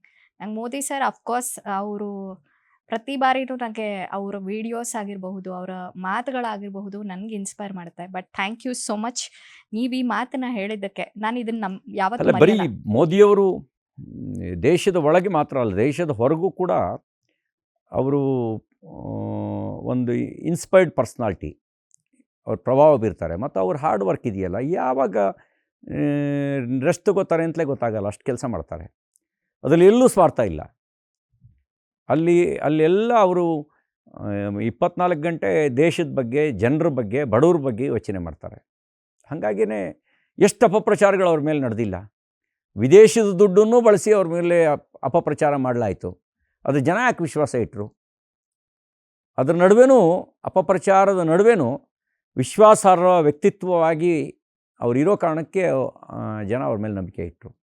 ಹಾಗೆ ನಿಮ್ಮ ಮೇಲೂ ನಾಳೆ ರಾಜಕಾರಣಕ್ಕೆ ಬಂದರೆ ಅಪಪ್ರಚಾರ ಮಾಡ್ತಾರೆ, ಕಾಲೆಳೆಯೋಕ್ಕೆ ನೋಡ್ತಾರೆ. ಅದರ ನಡುವೆ ಕೊನೆಗೆ ಎಲ್ಲ ಪರೀಕ್ಷೆಯನ್ನು ಪಾಸಾದ ನಂತರ ಅದೇ ಜನ ಜೈಕಾರ ಹಾಕ್ತಾರೆ. ಎಸ್, ಕೊನೆಗೆ ಗೆಲ್ಲೋದು ನ್ಯಾಯನೇ. ಇದು ನನಗೆ ಖಂಡಿತವಾಗ್ಲೂ ನಂಬಿಕೆ ಇದೆ. ಸರ್, ಆ್ಯಕ್ಚುಲಿ ಇವಾಗ ರಾಜ್ಯದಲ್ಲಿ ನೀವು ಒಬ್ಬರು ಹೆಸರಾಂತ ನಾಯಕರು, ಬಟ್ ಎಷ್ಟೋ ಸರ್ತಿ ಹಿಂದುತ್ವನ ಮುಂದೆ ಇಟ್ಕೊಂಡು ರಾಜಕಾರಣ ಮಾಡ್ತಾರೆ ಅನ್ನೋದು ಕೆಲವರ ಅಭಿಪ್ರಾಯ. ಇದ್ರ ಬಗ್ಗೆ ಏನು ಹೇಳ್ತೀರಾ? ನೋಡಿ, ಈ ಹಿಂದುತ್ವ ಮತ್ತು ರಾಷ್ಟ್ರೀಯತೆ ಬೇರೆ ಬೇರೆ ಅಲ್ಲ. ಪ್ರತಿ ಒಂದು ರಾಷ್ಟ್ರಕ್ಕೂ ಒಂದು ಅಸ್ಮಿತೆ ಅಂತಿರುತ್ತೆ. ಭಾರತದ ಅಸ್ಮಿತೆ ಏನು? ಹಿಂದುತ್ವವೇ ಭಾರತದ ಅಸ್ಮಿತೆ. ಹಿಂದುತ್ವ ಅಂದರೆ ಮತ ಅಲ್ಲ. ಈಗ ಬೇರೆ ಮತಗಳು ಇತ್ತೀಚಿನ ವರ್ಷಗಳಲ್ಲಿ ಟಾಲರೆನ್ಸ್ ಅನ್ನುವಂಥ ಶಬ್ದವನ್ನು ಪ್ರಯೋಗ ಮಾಡ್ತವೆ. ಟಾಲರೆನ್ಸ್ ಅಂದರೆ ಏನು ಅಂತಂದರೆ ಸಹಿಸ್ಕೊಳ್ಳೋದು ಅಂತ. ಆದರೆ ಅವು ಯಾವುದೂ ಕೂಡ ಸಮಭಾವದ ಬಗ್ಗೆ ಮಾತಾಡಲ್ಲ. ಅದು ಹಿಂದುತ್ವ ಸರ್ವಧರ್ಮ ಸಮಭಾವದ ಬಗ್ಗೆ ಮಾತಾಡುತ್ತೆ. ಜಗತ್ತಿನ ಯಾವುದೇ ಮತಗಳು ಸಮಭಾವದ ಬಗ್ಗೆ ಮಾತಾಡಲ್ಲ. ಯಾಕೆ ನಮ್ಮ ಮೂಲ ತತ್ವನೇ not only for tolerance. Tolerance ಅನ್ನೋದು ಸಹಿಸ್ಕೊಳ್ಳೋದು. ಎಷ್ಟು ಕಾಲ ಸಹಿಸ್ಕೊಳ್ತೀರೋ ಗೊತ್ತಿಲ್ಲ ನಿಮಗೆ. ಇಷ್ಟ ಇದ್ದು ಸಹಿಸ್ಕೊಳ್ತಿರೋ, ಇಷ್ಟ ಇಲ್ಲದೆ ಸಹಿಸ್ಕೊಳ್ತಿರೋ, ಅನಿವಾರ್ಯವಾಗಿ ಸಹಿಸ್ಕೊಳ್ತಿರೋ ಗೊತ್ತಿಲ್ಲ. ಆದರೆ ಸಮಭಾವ ಅನ್ನೋದಿದೆಯಲ್ಲ, ಅಲ್ಲಿ ಆತ್ಮಾನು ಸರ್ವಭೂತೇಶು ಅನ್ನೋ ತತ್ವ, ಆತ್ಮ ಅನ್ನೋದು ಜಗತ್ತಿನ ಎಲ್ಲ ಜೀವಿಗಳಲ್ಲೂ ಇದೆ, ಅದು ಭಗವಂತನ ಅಂಶ ಅನ್ನೋದೇ ಒಂದು ಸಮಾನತೆ ಕಾರಣ. ಅದನ್ನು ಹಿಂದುತ್ವ ಒಪ್ಪುತ್ತೆ. ಆ ಕಾರಣಕ್ಕೆ ಇಲ್ಲಿ ಸಮಭಾವ ಇದೆ. ನಮ್ಮ ಸಮಭಾವ ನಮ್ಮ ದುರ್ಬಲತೆ ಅಲ್ಲ. ಹಾಗಾಗಿ ಇವತ್ತು ನಮಗೆ ಯಾರ್ಯಾರು ಪಾಠ ಹೇಳಬೇಕು ಅಂತ ಬಯಸ್ತಾರಲ್ಲ, ಅವ್ರು ತಿಳ್ಕೊಳ್ಬೇಕು, ಹಿಂದುತ್ವ ಇಲ್ಲದೆ ಇದ್ದರೆ ಏನಾಗ್ತಿತ್ತು? ನಮ್ದು ಇನ್ನೊಂದು ಪಾಕಿಸ್ತಾನ, ಇನ್ನೊಂದು ಅಫ್ಘಾನಿಸ್ತಾನ. ಅಲ್ಲಿ ಅಂಬೇಡ್ಕರ್ ಸ್ಥಾನಮಾನ ಏನು? ಗಾಂಧೀಜಿಯವ್ರ ಸ್ಥಾನಮಾನ ಏನು? ಬುದ್ಧನ ಸ್ಥಾನಮಾನ ಏನು? ಬಸವಣ್ಣನ ಸ್ಥಾನಮಾನ ಏನು? ಪಾಕಿಸ್ತಾನದಲ್ಲಿ ಬುದ್ಧನಿಗೆ ಯಾವ ಸ್ಥಾನ ಇದೆ? ರಾಮನಿಗೆ ಯಾವ ಸ್ಥಾನ ಇದೆ? ಬಸವಣ್ಣವರಿಗೆ ಯಾವ ಸ್ಥಾನ ಇದೆ? ಕನಕದಾಸರಿಗೆ ಯಾವ ಸ್ಥಾನ ಇದೆ? ಹಿಂದುತ್ವ ಇರೋದ್ರಿಂದಲೇ ಬುದ್ಧ, ಬಸವ, ಅಂಬೇಡ್ಕರ್, ಮಹಾವೀರರು, ರಾಮ, ಕೃಷ್ಣ, ಕನಕದಾಸರು, ಪುರಂದರದಾಸರು ಎಲ್ಲರಿಗೂ ಕೂಡ ಒಂದು ಅವಕಾಶಗಳಿದ್ದಾವೆ. ಅವರು ಎಲ್ಲರನ್ನೂ ಗೌರವಿಸುವಂಥ ಸಮೂಹ ಇದೆ. ಇಲ್ಲದೇ ಇದ್ರೆ ಏನು? ನೀವು ಫೋರ್ಸಿಬಲಿ ಅವ್ರನ್ನ ರಿಜೆಕ್ಟ್ ಮಾಡಬೇಕಾಗತ್ತೆ. ಯಾಕೆಂದರೆ ನೀವು ರಿಜೆಕ್ಟ್ ಮಾಡದೇ ಇದ್ದರೆ ನೀವು ಬದುಕೋಕ್ಕೆ ಆಗಲ್ಲ. ತಾಲಿಬಾನ್ನಲ್ಲಿ ಬಾಮಿಯಾನ್ನಲ್ಲಿ ನಗ್ನಗ್ತಾ ಇದ್ದಂಥ ಬುದ್ಧನನ್ನು ಪಿರಂಗಿ ಇಟ್ಟು ಉಡಾಯಿಸಿದರು. 2-2.5 ಸಾವಿರ ವರ್ಷಗಳಿಂದ ಜಗತ್ತಿಗೆ ಸಂದೇಶ ಕೊಡ್ತಾ ನಿಂತಿದ್ದ ನಗ್ನಗ್ತಾ ಬುದ್ಧ. ಅವನನ್ನೇ ಸಹಿಸ್ಕೊಳ್ಳೋಕ್ಕಾಗಲಿಲ್ಲ ಅವರಿಗೆ. ಅವನನ್ನೇ ಸಹಿಸ್ಕೊಳ್ಳೋಕ್ಕಾಗದೇ ಇದ್ದವರು ನಾಳೆ ಕನಕದಾಸರನ್ನ ಸಹಿಸ್ಕೊಳ್ತಾರಾ? ಅಂಬೇಡ್ಕರ್ನ ಸಹಿಸ್ಕೊಳ್ತಾರಾ? ರಾಮನನ್ನ, ಕೃಷ್ಣನ ಸಹಿಸ್ಕೊಳ್ತಾರಾ? ಬಸವಣ್ಣನ ಸಹಿಸ್ಕೊಳ್ತಾರಾ? ಹಾಗಾಗಿ ಹಿಂದುತ್ವ ಇರೋದ್ರಿಂದಲೇ ಭಾರತ ಉಳಿದಿದೆ. ಇಲ್ಲದೇ ಇದ್ದರೆ ಭಾರತ ಇನ್ನೊಂದು ಅಫ್ಘಾನಿಸ್ತಾನ, ಇನ್ನೊಂದು ಪಾಕಿಸ್ತಾನನೋ, ಇನ್ನೊಂದು ಬಾಂಗ್ಲಾದೇಶನೋ, ಇನ್ಯಾವುದೋ ಐಸಿಸ್ನ ಕೈಯೊಳಗೋ ಸಿಕ್ಕಿ ನರಳಾಡುವ ಪರಿಸ್ಥಿತಿ ಬರ್ತಿತ್ತು. ಹೌದು. ನನ್ನ ಪ್ರಕಾರ ಹೇಳೋದಾದ್ರೆ, ಆ್ಯಂಡ್ ನಮ್ಮ ತಂದೆ ತಾಯಿ ಬಗ್ಗೆ ಪ್ರೌಡ್ ಆಗಿರೋದು ತಪ್ಪೇನಲ್ಲ ನನಗನ್ಸೋದು. ಇವಾಗ ಇದೊಂದು ಆತ್ಮರಿ, ಇದೊಂದು ಅಸ್ಮಿತೆ. ನೀವು ಆತ್ಮ ಕಳ್ಕೊಂಡ್ರೆ ಪ್ರೇತಾತ್ಮ ಆಗ್ತೀರಿ.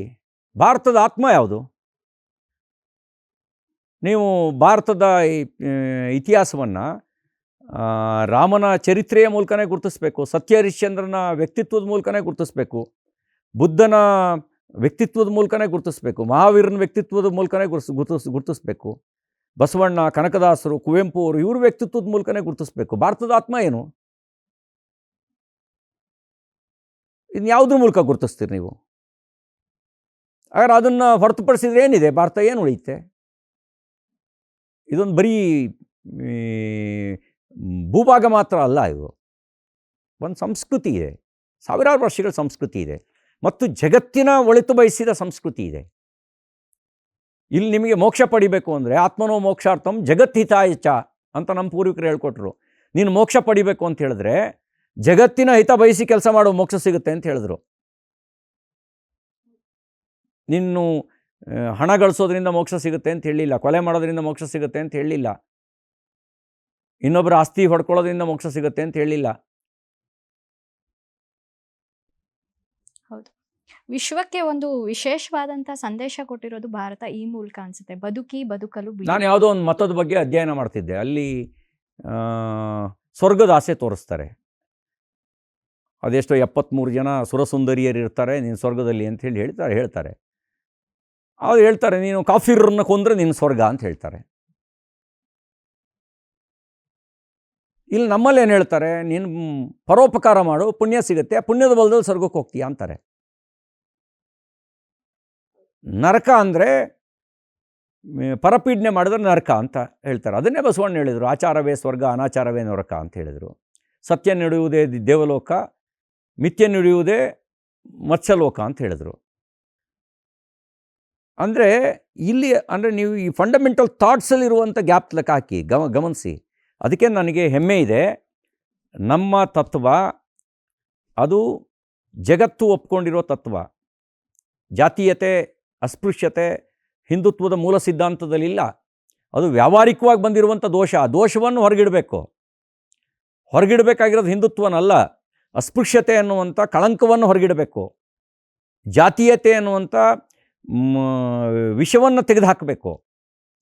ಆ ವಿಷವನ್ನು ತೆಗೆದ್ರೆ ಅಮೃತವೇ ಸಿಗೋದಿಲ್ಲಿ.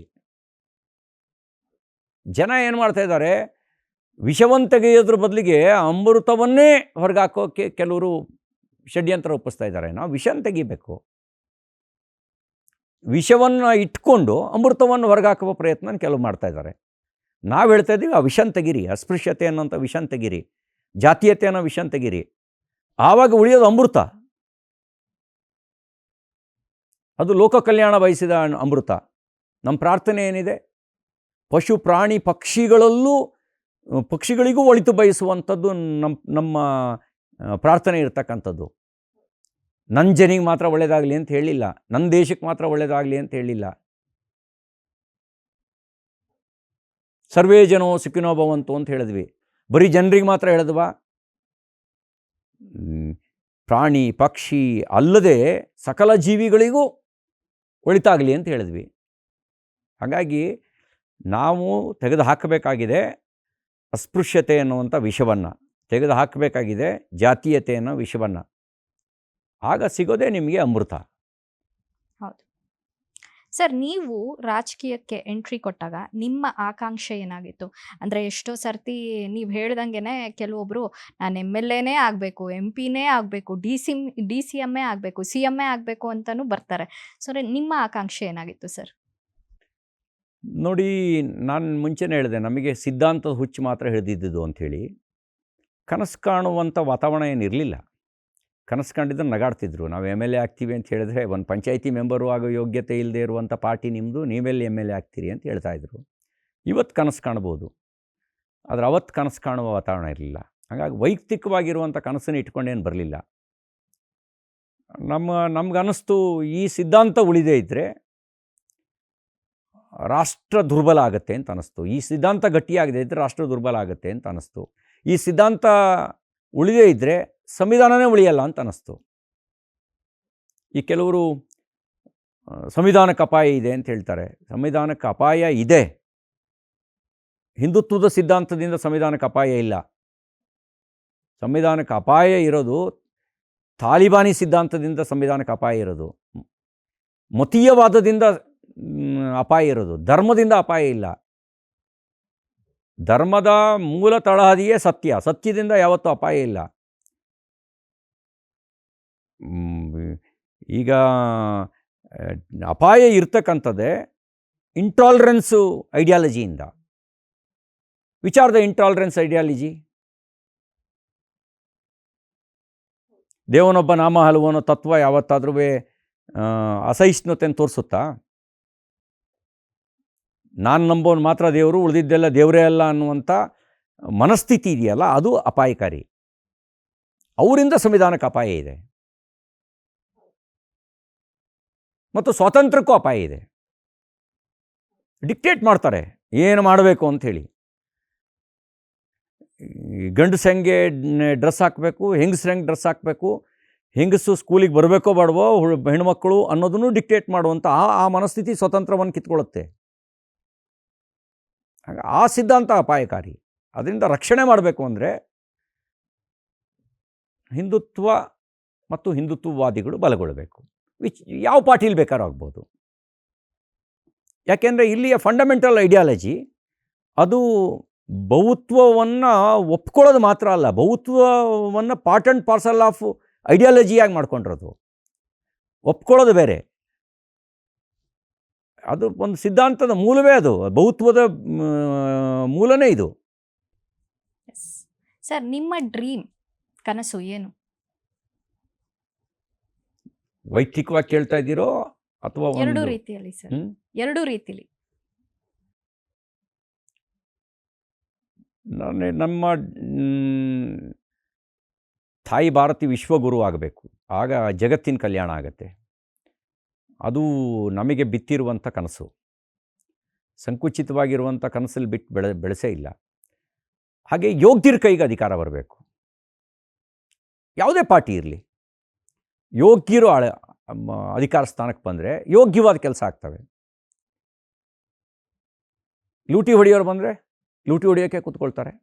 ಯಾವ ಪಾರ್ಟಿ ಬೇಕಾದರೂ ಆಗ್ಬೋದು. ಯೋಗ್ಯರ ಕೈಗೆ ಅಧಿಕಾರ ಬರಲಿ. ಅದು ನಿಮ್ಮ ಕನಸು. ಪರ್ಸ್ನಲಿ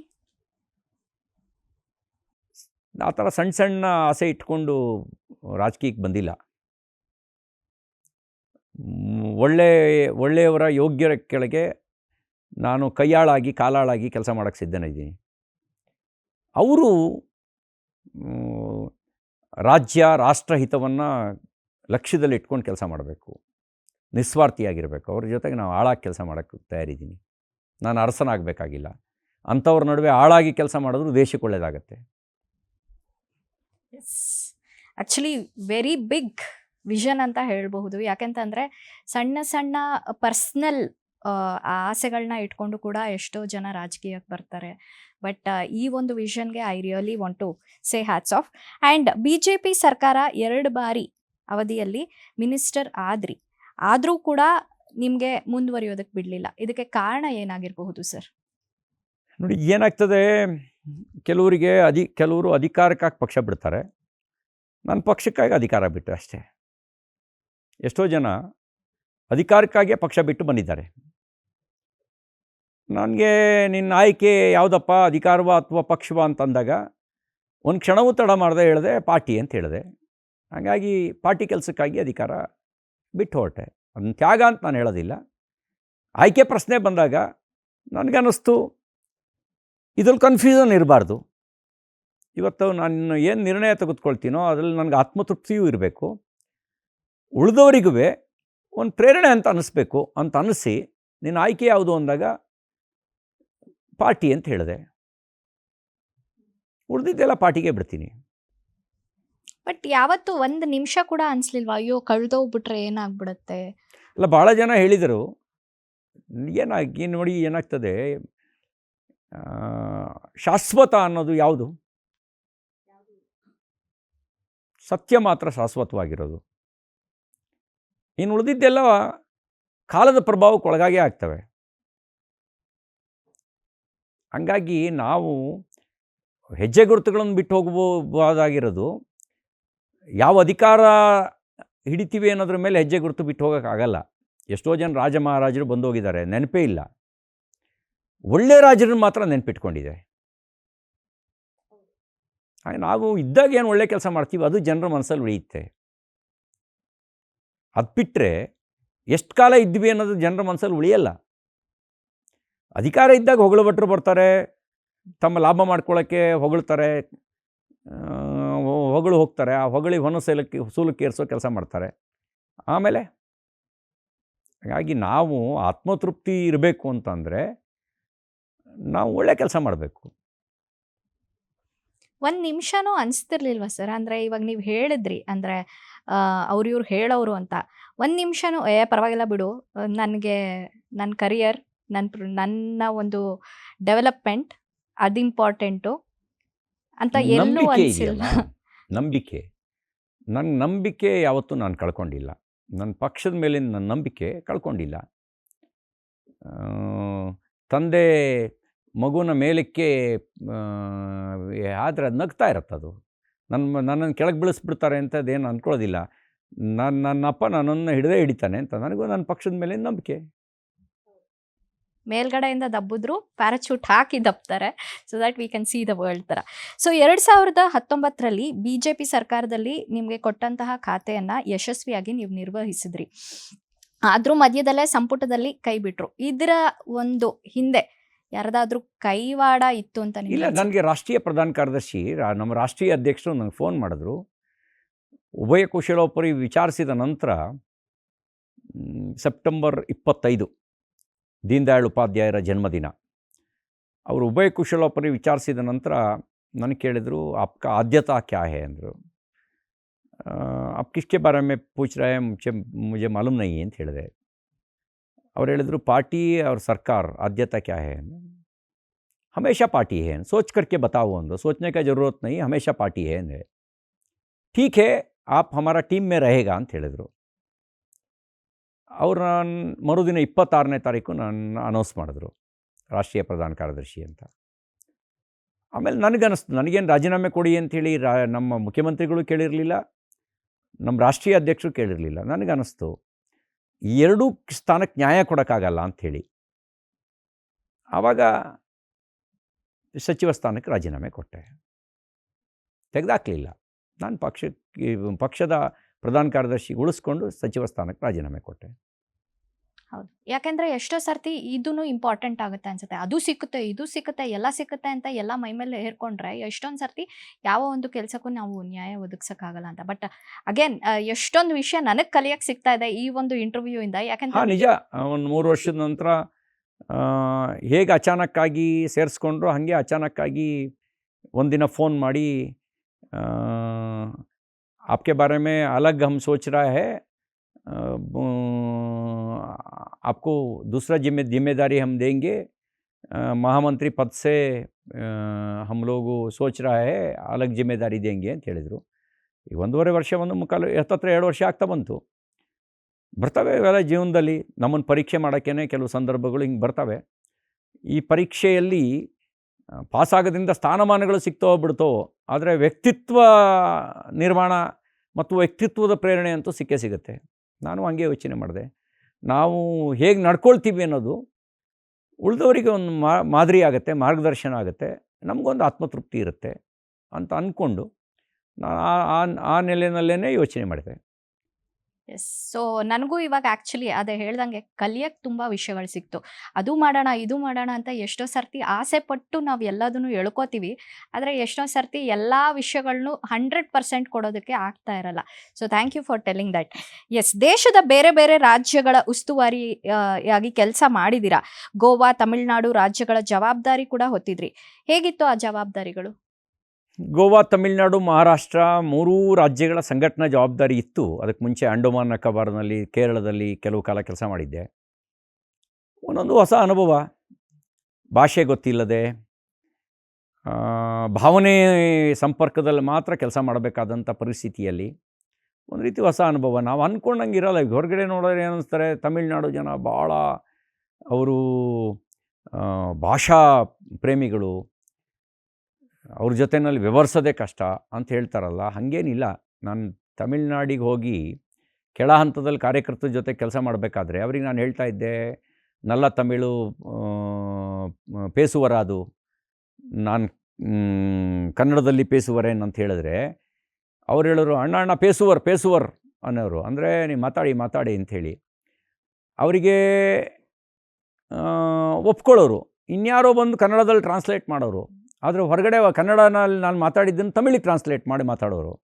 ಅದು ಹೊರಗಡೆ ವಾತಾವರಣ ಏನಿದೆ, ತಮಿಳುನಾಡು ಜನ ಭಾಳ ಅವರು ಭಾಷಾ ದುರಭಿಮಾನಿಗಳು ಅಂತ. ಹಾಗೇನಿಲ್ಲ. ಭಾರತದ ಒಂದು ವಿಶೇಷತೆ ಇದೆ ರೀ, ಭಾರತೀಯತೆಯೇ ನಮ್ಮ ರಾಷ್ಟ್ರವನ್ನು ಕನೆಕ್ಟ್ ಮಾಡುತ್ತೆ. ನಿಮಗೆ ಈ ಭಾಷೆ ಒಂದು ಮಾಧ್ಯಮ, ನೋ ಡೌಟು, ಆದರೆ ಅದನ್ನು ಮೀರಿದ ಭಾವನೆಗಳಿದಾವಲ್ಲ, ಅದು ನಮ್ಮ ದೇಶದಲ್ಲಿ ಕನೆಕ್ಟ್ ಮಾಡುತ್ತೆ. ನಂಗೆ ತಮಿಳ್ನಾಡಿನಲ್ಲೂ ಹಾಗೆ ಕಾರ್ಯಕರ್ತರ ಜೊತೆ ಕನೆಕ್ಟ್ ಆಗೋದಕ್ಕೆ, ಮಹಾರಾಷ್ಟ್ರದಲ್ಲೂ ಕಾರ್ಯಕರ್ತರ ಜೊತೆ ಕನೆಕ್ಟ್ ಆಗೋದಕ್ಕೆ, ಗೋವಾದಲ್ಲೂ ಕನೆಕ್ಟ್ ಆಗೋದಕ್ಕೆ ಸಹಾಯ ಮಾಡ್ತು ನಮ್ಗೆ. ಹಂಗಾಗಿ ಏನೂ ಸಮಸ್ಯೆ ಅಂತ ಅನ್ನಿಸ್ಲಿಲ್ಲ. ಇದಲ್ಲದೆ ಚುನಾವಣಾ ಉಸ್ತುವಾರಿಯಾಗಿ ಗುಜರಾತು, ಉತ್ತರ ಪ್ರದೇಶ್, ಮಧ್ಯಪ್ರದೇಶ್ ಇವು ಸೇರಿದಂತೆ ಹಲವು ರಾಜ್ಯಗಳಲ್ಲಿ ಕೆಲಸ ಮಾಡಿದ್ದೀನಿ. ಒಂದು ಅನುಭವ, ಅಲ್ಲಿ ಎಕ್ಸ್ಪೀರಿಯನ್ಸು ಸಿಕ್ಕಿದೆ, ಎಕ್ಸ್ಪೋಸರು ಸಿಕ್ಕಿದೆ. ಎಸ್, ಭಾಷೆಗಿಂತ ಭಾವನೆ ಇಂಪಾರ್ಟೆಂಟ್ ಅಂತ. ಸರ್, ನನಗೆ ಈ ಎಲ್ಲ ವಿಷಯಗಳು, ಈ ಎಲ್ಲ ಕೆಲಸಗಳ ಮಧ್ಯೆ ನೀವು ಪರ್ಸ್ನಲಿ ನಿಮ್ಮ ಹೆಲ್ತ್ ಬಗ್ಗೆ ಎಷ್ಟು ಗಮನ ಹರಿಸ್ಬೋದು ಸರ್? ಯಾಕೆಂತಂದ್ರೆ ನೀವು ಹೇಳಿದ್ರಿ ತಮಿಳ್ನಾಡು, ಗೋವಾ, ಮಧ್ಯಪ್ರದೇಶ, ಗುಜರಾತ್ ಎಲ್ಲಾ ರಾಜ್ಯದಲ್ಲೂ ಬೇರೆ ಬೇರೆ ವಾತಾವರಣ, ಬೇರೆ ಬೇರೆ ಕ್ಲೈಮೇಟು, ಬೇರೆ ಬೇರೆ ಫುಡ್ಡು, ಆಮೇಲೆ ಅಫ್ಕೋರ್ಸ್ ನಿಮ್ಮ ಕೆಲಸ ಅಂತೂ ಯಾವಾಗ ಮಲ್ಕೋತೀರಾ ಅಥವಾ ಬೆಳಗ್ಗೆ ಎಷ್ಟು ಗಂಟೆಗೆ ಎದ್ದೇಳ್ಬೇಕಾಗತ್ತೆ ಯಾವುದೋ ಒಂದು ಕೆಲಸಕ್ಕೋಸ್ಕರ, ಇದೆಲ್ಲದರ ಮಧ್ಯೆ ನೀವು ನಿಮ್ಮ ಹೆಲ್ತನ್ನ ಹೇಗೆ ಕಾಪಾಡ್ಕೊತೀರಾ? ಮೆಂಟಲ್ ಹೆಲ್ತ್ ಹಾಗೆ ಫಿಸಿಕಲ್ ಹೆಲ್ತ್. ನನ್ನೊಬ್ಬರು ಸ್ನೇಹಿತರಿದ್ದಾರೆ, ಅವ್ರು ಯಾವಾಗಲೂ ಒಂದು ಡೈಲಾಗ್ ಹೊಡಿತಿರ್ತಾರೆ, health is wealth, wealth is others ಅಂತ ಹೇಳ್ತಿರ್ತಾರೆ. ಅತಿಯಾದರೆ ಅಮೃತನೂ ವಿಷ ಆಗುತ್ತೆ. ನೀವು ಬಾಯಿ ರುಚಿ ಅಂಥೇಳಿ ಹೊಟ್ಟೆ ತುಂಬ ತಿಂದರೆ ಅದು ವಿಷವಾಗಿ ಪರಿವರ್ತನೆ ಆಗುತ್ತೆ. ಹಾಗೆ ಹಿತಮಿತವಾಗಿರಬೇಕು. ನಮಗೆ ಯೋಗ ನನ್ನ ಜೀವನದ ಮೇಲೆ ರಾಷ್ಟ್ರೀಯ ಸ್ವಯಂ ಸೇವಕ ಸಂಘ ಮತ್ತು ಅದು ನನ್ನ ವ್ಯಕ್ತಿತ್ವ ನಿರ್ಮಾಣಕ್ಕೆ ತುಂಬಾ ಪ್ರತ್ಯಕ್ಷ ಮತ್ತು ಪರೋಕ್ಷವಾಗಿ ಸಹಾಯ ಮಾಡಿದೆ. ಬೆಳಿಗ್ಗೆ ಬೇಗ ಏಳೋದು, ನಿತ್ಯ ಸೂರ್ಯ ನಮಸ್ಕಾರ ಮಾಡೋದು, ವಾಕ್ ಮಾಡೋದು, ಅಧ್ಯಯನ ಮಾಡೋದು, ಇದನ್ನೆಲ್ಲವನ್ನು ಪರೋಕ್ಷವಾಗಿ ನನಗೆ ಕಲಿಸಿದೆ. ಪ್ರತ್ಯಕ್ಷವಾಗಿ ಕೆಲವನ್ನು ಕಲಿಸಿದರೆ ಪರೋಕ್ಷವಾಗಿ ಕೆಲವನ್ನು ಕಲಿಸಿದೆ. ನಾನು ಎಲ್ಲೇ ಇದ್ದರೂ, ಎಷ್ಟೇ ಒತ್ತಡ ಇದ್ದರೂ, ಎಲೆಕ್ಷನ್ ಟೈಮಲ್ಲೂ ಕೂಡ ಸೂರ್ಯ ನಮಸ್ಕಾರ ನನ್ನ part and parcel of daily life. ಅದನ್ನು ಮಾಡ್ತಾನೆ ಮಾಡಿದ್ದೀನಿ. ಪ್ರಾಣಾಯಾಮ, ಸೂರ್ಯ ನಮಸ್ಕಾರ, ನನ್ನದೇ ಆದಂಥ ಒಂದಷ್ಟು ಮೆಥಡ್ನೇ ಅಳವಡಿಸ್ಕೊಂಡಿದ್ದೀನಿ. ನಾಡಿ ಶುದ್ಧಿ ಕ್ರಿಯೆಗಳು ಇವುಗಳನ್ನು ಮಾಡ್ತಾ ನಿಯಮಿತ. ಮತ್ತು ಅತಿಯಾಗಿ ಮಸಾಲೆ ಇತ್ಯಾದಿ ಏನು ತಗೊಳ್ಳದೇ ಇರೋದ್ರಿಂದ ಆರೋಗ್ಯ ಕೆಡಿಸ್ಕೊಂಡಿಲ್ಲ. ಹಿತಮಿತ ಎಷ್ಟು ಬೇಕು ಅಷ್ಟು ಮಾತ್ರ ತಗೊಳ್ತಾ, ಹೆಚ್ಚಿನ ಭಾಗ ಹೊರಗಡೆ ಹೋಟೆಲ್ ಊಟಗಳನ್ನು ಕಡಿಮೆ ಮಾಡಿ, ಪ್ರವಾಸ ಇದ್ದರೂ ಕೂಡ ಅಲ್ಲಿ ಯಾವುದೋ ಕಾರ್ಯಕರ್ತರ ಮನೆಯಲ್ಲಿ ಮುಂಚೆನೇ ಹೇಳಿ ಇದೆಲ್ಲ ವ್ಯವಸ್ಥೆ ಮಾಡಿಕೊಂಡು, ಅದು ಕಷ್ಟ ಅನ್ನೋ ಕಡೆಗಳಲ್ಲಿ ಹಂಪಲುಗಳಿಗೆ ನಾನು ಸೀಮಿತಗೊಳಿಸ್ಕೊಂಡು ಇದುವರೆಗೂ ಯಾವುದೋ ಮೇಜರ್ ಕಾರಣಕ್ಕೆ ಆಸ್ಪತ್ರೆಗೆ ಹೋಗುವಂಥ ಪರಿಸ್ಥಿತಿ ಬಂದಿಲ್ಲ. ಕೆಲವರು ಫುಡ್ ಜೊತೆಗೇ ಮೆಡಿಸಿನು ತಗೊಳ್ತಾರೆ. ನಮಗೆ ಮೆಡಿಸಿನ್ ಫುಡ್ ಆಗಿಲ್ಲ. ಅಷ್ಟು ಮಟ್ಟಿಗೆ ಎಚ್ಚರಿಕೆ ವಹಿಸಿದ್ದೀನಿ. ಅದಕ್ಕೆ ನಿಯಮಿತವಾಗಿರುವಂಥ ಕೆಲವು ಒಳ್ಳೆಯ ಅಭ್ಯಾಸಗಳನ್ನು ಇಟ್ಕೊಂಡಿರೋದ್ರಿಂದ ಅದು ಸಾಧ್ಯ ಆಗಿದೆ. ರಾತ್ರಿ ಮಲಗಬೇಕಾದ್ರೆ ಒಂದಷ್ಟಾದರೂ ಪುಸ್ತಕಗಳನ್ನು ಓದಿ, ಕೆಲವು 4-5 ಪುಸ್ತಕ ಇಟ್ಕೊಂಡಿರ್ತೀನಿ. ಯಾವುದೋ ಒಂದೊಂದು 2-2 ಪೇಜ್, 3-3 ಪೇಜು ಒಂದೊಂದು ಚಾಪ್ಟ್ರು ಓದಿ ಮತ್ತು ಅದನ್ನು ಕ್ಲೋಸ್ ಮಾಡ್ತೀನಿ. ಹಾಗಾಗಿ ಕೆಲವು ಅಭ್ಯಾಸಗಳ ಮೂಲಕ ನಮ್ಮನ್ನು ನಾವು ಅಪ್ಡೇಟು ಮಾಡ್ಕೊಳ್ತಾ, ಈ ದೇಹ ಶಾಶ್ವತ ಅಲ್ಲ, ಆದರೆ ಸಾಧನೆಗೆ ಈ ದೇಹದ ಅವಶ್ಯಕತೆ ಇದೆ. ಇದು ಕೆಟ್ಟರೆ ನಾವು ಈ ಜನ್ಮದಲ್ಲಿ ಏನು ಅಂದ್ಕೊಂಡಿದ್ದೀವಿ ಅದನ್ನು ಸಾಧಿಸೋಕ್ಕಾಗಲ್ಲ. ಹಾಗಾಗಿ ಇದನ್ನು ಕೆಡದಂತೆ ನೋಡ್ಕೊಳ್ಬೇಕಾಗಿರೋ ನಮ್ಮ ಜವಾಬ್ದಾರಿನೇ ಇದೆ, ನಮ್ಮ ಕೈಲೇ ಇದೆ. ಅದನ್ನು ತಕ್ಕ ಮಟ್ಟಿಗೆ ಪಾಲಿಸ್ಕೊಂಡು ಬಂದಿದ್ದೀನಿ. ಸರ್, ಗೋವಾದಲ್ಲಿ ಸರ್ಕಾರ ರಚನೆ ಮಾಡೋ ವಿಚಾರದಲ್ಲಿ ನಿಮ್ಮ ಪಾತ್ರ ಎಷ್ಟಿತ್ತು? ನೋಡಿ, ಎಲೆಕ್ಷನ್ ಇನ್ಚಾರ್ಜ್ ಆಗಿ ಇವತ್ತಿನ ಮಹಾರಾಷ್ಟ್ರದ ಮುಖ್ಯಮಂತ್ರಿ ದೇವೇಂದ್ರ ಫಡ್ನವೀಸ್ ಇದ್ದರು. ಆರ್ಗನೈಜೇಷನ್ ಇನ್ಚಾರ್ಜಾಗಿ ನಾವಿದ್ವಿ. ಅದಕ್ಕೆ ಮುಂಚೆನೇ ಸರ್ಕಾರ ಬಂದಿತ್ತು. ಅಲ್ಲಿ ಮನೋಹರ್ ಪರಿಕ್ಕರು ಒಂದು ಭದ್ರ ಬುನಾದಿಯನ್ನು ಹಾಕ್ಕೊಟ್ಟು ಅವ್ರ ನೇತೃತ್ವದಲ್ಲೇ ಸರ್ಕಾರ ಬಂದು ಅವರು 2 ಸಾರಿ ಮುಖ್ಯಮಂತ್ರಿ ಆಗಿದ್ದರು ಅಲ್ಲಿ. ನಮಗೆ ಮತ್ತು ಸರ್ಕಾರವನ್ನು ತರುವಂಥ ಒಂದು ಚಾಲೆಂಜ್ ಇತ್ತು. ಆ್ಯಂಟಿ ಇನ್ಕಂಬ್ರೆನ್ಸಿಯಿಂದ ಹೊರಗೆ ತಂದು ಸರ್ಕಾರನ ತರಬೇಕಿತ್ತು. ನಾವಲ್ಲಿ ಸ್ಟ್ರಾಟಜಿನೇ ಚೇಂಜ್ ಮಾಡಿದ್ವಿ. ನಾನು ಮತ್ತು ದೇವೇಂದ್ರ ಫಡ್ನವೀಸು ನಾವಿಬ್ಬರು, ನಮ್ಮ ಇಬ್ಬರ ವೇವ್ ಲೆಂತ್ ಚೆನ್ನಾಗಿತ್ತು. ನಾವು ಮೈಕ್ರೋ ಮ್ಯಾನೇಜ್ಮೆಂಟ್ ಕಡೆಗೆ ಲಕ್ಷ್ಯ ಕೊಟ್ವಿ. ಆ ಮೈಕ್ರೋ ಮ್ಯಾನೇಜ್ಮೆಂಟ್ ಕಡೆಗೆ ಲಕ್ಷ್ಯ ಕೊಟ್ಟಿದ್ದರಿಂದಾಗಿ ನಮಗೆ 20 ಸ್ಥಾನ ಬಂತು. ಆಮೇಲೆ ಉಳಿದವ್ರನ್ನೆಲ್ಲ ಸೇರಿಸ್ಕೊಂಡು ಇವತ್ತು 29 ಜನ ಶಾಸಕರು ಅಲ್ಲಿ ನಮ್ಮ ಜೊತೆಗಿದ್ದಾರೆ, ಔಟ್ ಆಫ್ 40. ಆವಾಗ ಕರ್ನಾಟಕದಿಂದ ಒಬ್ಬರು ಕಾಂಗ್ರೆಸ್ನ ಉಸ್ತುವಾರಿಯಾಗಿದ್ದರು. ಅವ್ರ ಸರ್ಕಾರ ಬರುತ್ತೆ ಅಂತ ಮುಂಚಿತವಾಗಿಯೇ ಒಂದು ಸ್ಟೇಟ್ಮೆಂಟ್ ಕೊಟ್ಟು ಸ್ಪೆಷಲ್ ಏರ್ಕ್ರಾಫ್ಟ್ ತೊಗೊಂಡು ಬಂದಿದ್ದರು. ಶಾಸಕರನ್ನೆಲ್ಲ ಬೆಂಗಳೂರಿಗೆ ಶಿಫ್ಟ್ ಮಾಡ್ತೀವಿ ಅಂಥೇಳಿ. ಆದರೆ ಕ್ಲಿಯರ್ ಮೆಜಾರಿಟಿನ ಗೋವಾದ ಜನ ನಮಗೆ ಕೊಟ್ಟರು. ನಾವು ಕೆಳ ಹಂತದಲ್ಲಿ ಕಾರ್ಯಕರ್ತರನ್ನು ಎಬ್ಬಿಸಿ ಕೆಲಸ ಮಾಡೋದ್ರ ಕಡೆಗೆ ಹೆಚ್ಚು ಲಕ್ಷ್ಯ ಕೊಡ್ತೀವಿ.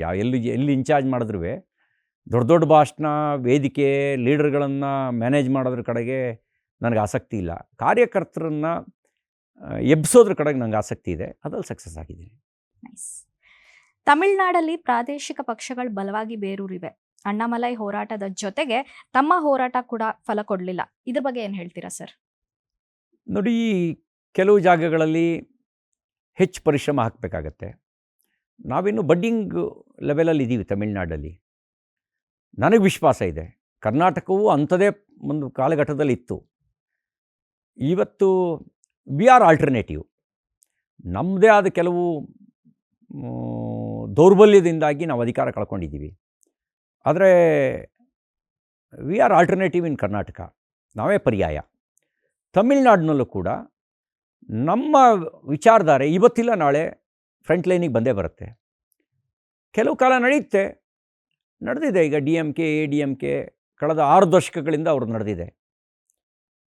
ಈಗ ಅಣ್ಣಾಮಲೈಯವ್ರ ನೇತೃತ್ವದಲ್ಲಿ ನಮ್ಮದು ಕೇಡ್ರ್ ಬೇಸ್ ಪಾರ್ಟಿ ನಿಧಾನಕ್ಕೆ ಮಾಸ್ ಪಾರ್ಟಿಯಾಗಿ ಕನ್ವರ್ಟ್ ಆಗ್ತಾಯಿದೆ. ಯಾವಾಗ ನಾವು ಮಾಸ್ ಪಾರ್ಟಿ ಆಗ್ತೇವೋ ಆಗ we will have gain the power. No doubt about this. ನನಗೆ ವಿಶ್ವಾಸ ಇದೆ ನಾವು ಅಲ್ಲಿ ಬರ್ತೀವಿ. ತಮಿಳ್ನಲ್ಲಿ ಒಂದು ಮಾತು ಹೇಳ್ತಾರೆ, ತಾಮಲೈ ಮಲಂದೇ ತೀರು ಅಂತ. ಕಾಮಲ ಅರಳುತ್ತೆ, ತಮಿಳ್ನಾಡಲ್ಲೂ ಅರಳುತ್ತೆ. ಎಸ್. ಹಾಗೆ 2023 ಚುನಾವಣೆ, ಅದರ ಸೋಲಿನ ಕಾರಣ ಏನಾಗಿರಬಹುದು ಅನ್ಸುತ್ತೆ ಸರ್? ಆಂತರಿಕವಾಗಿ ನಾವು ವಿಶ್ಲೇಷಣೆ ಮಾಡಿದ್ದೀವಿ. ನಾವು ಕನೆಕ್ಟ್ ಆಗೋದ್ರೊಳಗೆ ಫೇಲ್ ಆದ್ವಿ ಜನರಿಗೆ. ನಾವು ಒಳ್ಳೆ ಕೆಲಸ ಮಾಡಿದ್ದೂ ಕೂಡ ನಾವು ಜನರಿಗೆ ರೀಚ್ ಮಾಡಿಸ್ಲಿಲ್ಲ. ಅಪಪ್ರಚಾರ ಅದು ಜನರ ತಲೆಗೆ ಹೋಯಿತು. 40% ಅಂತ ಹೇಳಿದರು. ಅದಕ್ಕೆ ಪೂರಕವಾಗಿರುವ ರೀತಿಯಲ್ಲಿ ಕೆಲವು ಇನ್ಸಿಡೆಂಟ್ಗಳು ನಡೆದುಬಿಟ್ಟು ಹಾಗಾಗಿ ಜನರಿಗೆ ಅದು ಕನೆಕ್ಟ್ ಆಗಿಬಿಡ್ತು. ಆಮೇಲೆ ನಮ್ಮ ಪಾರ್ಟಿ ಒಳಗಿನ ಆಂತರಿಕ ವೈರುಧ್ಯಗಳು ಕೂಡ ಚುನಾವಣೆ ಫಲಿತಾಂಶದ ಮೇಲೆ ಪರಿಣಾಮ ಬೀರಿತು. ಅದು ಕೂಡ ಸೇರಿಕೊಳ್ತು. ಕಾಂಗ್ರೆಸ್ನವ್ರ ಸ್ಟ್ರಾಟಜೀಸ್ ಚೆನ್ನಾಗಿತ್ತು. ಅವರು ಸ್ಟ್ರಾಟಜಿನ ಚೆನ್ನಾಗಿ ಮಾಡಿದ್ರು. ಗ್ಯಾರಂಟಿ ಅನ್ನುವಂಥ ಎರೆಹುಳುವಿನ ಸಿಕ್ಕಿಸಿ ಅಧಿಕಾರ ಅನ್ನುವಂಥ ಮೀನು ಹಿಡಿಯೋದ್ರೊಳಗೆ ಸಕ್ಸಸ್ ಆದರು. ಈ ಮೀನು ಹಿಡಿಬೇಕಾದ್ರೆ ಗಾಳಕ್ಕೆ ಎರೆಹುಳು ಸಿಕ್ಕಿಸ್ತಾರೆ. ಎರೆಹುಳುವಿನ ಆಸೆಗೆ ಏನು ಮಾಡುತ್ತೆ, ಮೀನು ಆ ಗಾಳಕ್ಕೆ ಬಾಯಿ ಹಾಕಿಬಿಡುತ್ತೆ. ಮೀನು ಹಿಡಿಯೋನ ಉದ್ದೇಶ ಅದಕ್ಕೆ ಎರೆಹುಳು ಕೊಡಬೇಕು ಅಂತಿರಲ್ಲ, ಫೀಡ್ ಮಾಡಬೇಕು ಅಂತಿರಲ್ಲ, ಮೀನನ್ನು ತಾನು ತಿನ್ನಬೇಕು ಅಂತ ಯೋಚನೆ ಮಾಡ್ತಾನೆ. ಕಾಂಗ್ರೆಸ್ ಈಗ ಆ ಗ್ಯಾರಂಟಿ ಅನ್ನುವಂಥ ಎರೆಹುಳುನ ಹಾಕಿ ಅಧಿಕಾರ ಅನ್ನುವಂಥ ಮೀನು ಹಿಡಿದು ಮೀನನ್ನು ತಾನು ಚಪ್ಪರಿಸ್ಕೊಂಡು ತಿಂತಾ ಇದೆ. ಮೀನಿಗೇನು ಲಾಭ, ಜನರಿಗೇನು ಲಾಭ? ಇವತ್ತು ಲೂಟಿ ಹೊಡಿತಾ ಇದ್ದಾರೆ. ಜನರಿಗೇನು ಲಾಭ? ಅಲ್ಲ, ಆ ಎಲ್ಲ 10 ಕಾರಣಗಳು ಸೇರಿ ನಾವು ಸೋತಿದ್ದೇವೆ. ನಮ್ಮ ಪಕ್ಷದ, ನಮ್ಮ ಸರ್ಕಾರದ ವೈಫಲ್ಯಗಳು ಕಾರಣ ಇದ್ದಾವೆ.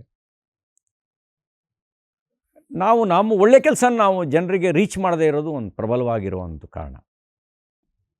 100%. ಇವಾಗ ಮುಂದಿನ ಚುನಾವಣೆಗಳು ಕೂಡ ನಿಮಗೆ all the very best. But ಇವಾಗ ಈ ಎಲ್ಲ ವಿಷಯಗಳಲ್ಲಿ ಮಾಧ್ಯಮದ ಪಾತ್ರ ಏನು ಅನ್ಸುತ್ತೆ ಸರ್? ಯಾಕೆಂತಂದ್ರೆ ರೀಚ್ ಮಾಡಿಸೋದು ಅಂತಂದರೆ ಯೂಶ್ವಲಿ ಎಷ್ಟೋ ಸರ್ತಿ ಸೋಷಿಯಲ್ ಮೀಡಿಯಾ ಯೂಸ್ ಮಾಡ್ಕೊಳ್ಳೋದಾಗಿರಬಹುದು, ಇಲ್ಲ ಅಂತಂದರೆ TV ಮಾಧ್ಯಮ, ನ್ಯೂಸ್ ಚಾನೆಲ್ಗಳ ಒಂದು ಪಾತ್ರ ಬರುತ್ತೆ. ಸೊ ಇದ್ರ ಬಗ್ಗೆ ನೀವೇನು ಹೇಳ್ತೀರಾ ಸರ್? ನಿಮಗೆ ನೋಡಿ, ನಾವು ಪ್ರಾಡಕ್ಟ್ ಒಳ್ಳೇದು ಕೊಟ್ಟರೆ ಮಾರ್ಕೆಟಿಂಗ್ ಮಾಡೋದು ಕಷ್ಟ ಆಗಲ್ಲ. ಈ ಮಾಧ್ಯಮ ಅದನ್ನು ನಾವು ಒಳ್ಳೇದು ಕೊಟ್ಟರೆ ಅದರ ಮೂಲಕ ಪ್ರಚಾರ ಮಾಡ್ಬೋದು. ನಾವು ಪ್ರಾಡಕ್ಟ್ ಒಳ್ಳೇದು ಕೊಡಬೇಕಾಗಿರೋ ನಮ್ಮದು ರೆಸ್ಪಾನ್ಸಿಬಿಲಿಟಿ. ಮೀಡಿಯಾ ಒಂದರಲ್ಲೇ ಗೆಲ್ಲಕ್ಕಾಗಲ್ಲ, ಮೀಡಿಯಾನ ಬಿಟ್ಟು ಗೆಲ್ಲಕ್ಕಾಗಲ್ಲ. ನೋಡಿ, ಚುನಾವಣೆ ಗೆಲ್ಲಬೇಕು ಅಂದರೆ 5 ಸಂಗತಿಗಳ ಅವಶ್ಯಕತೆ ಇದೆ.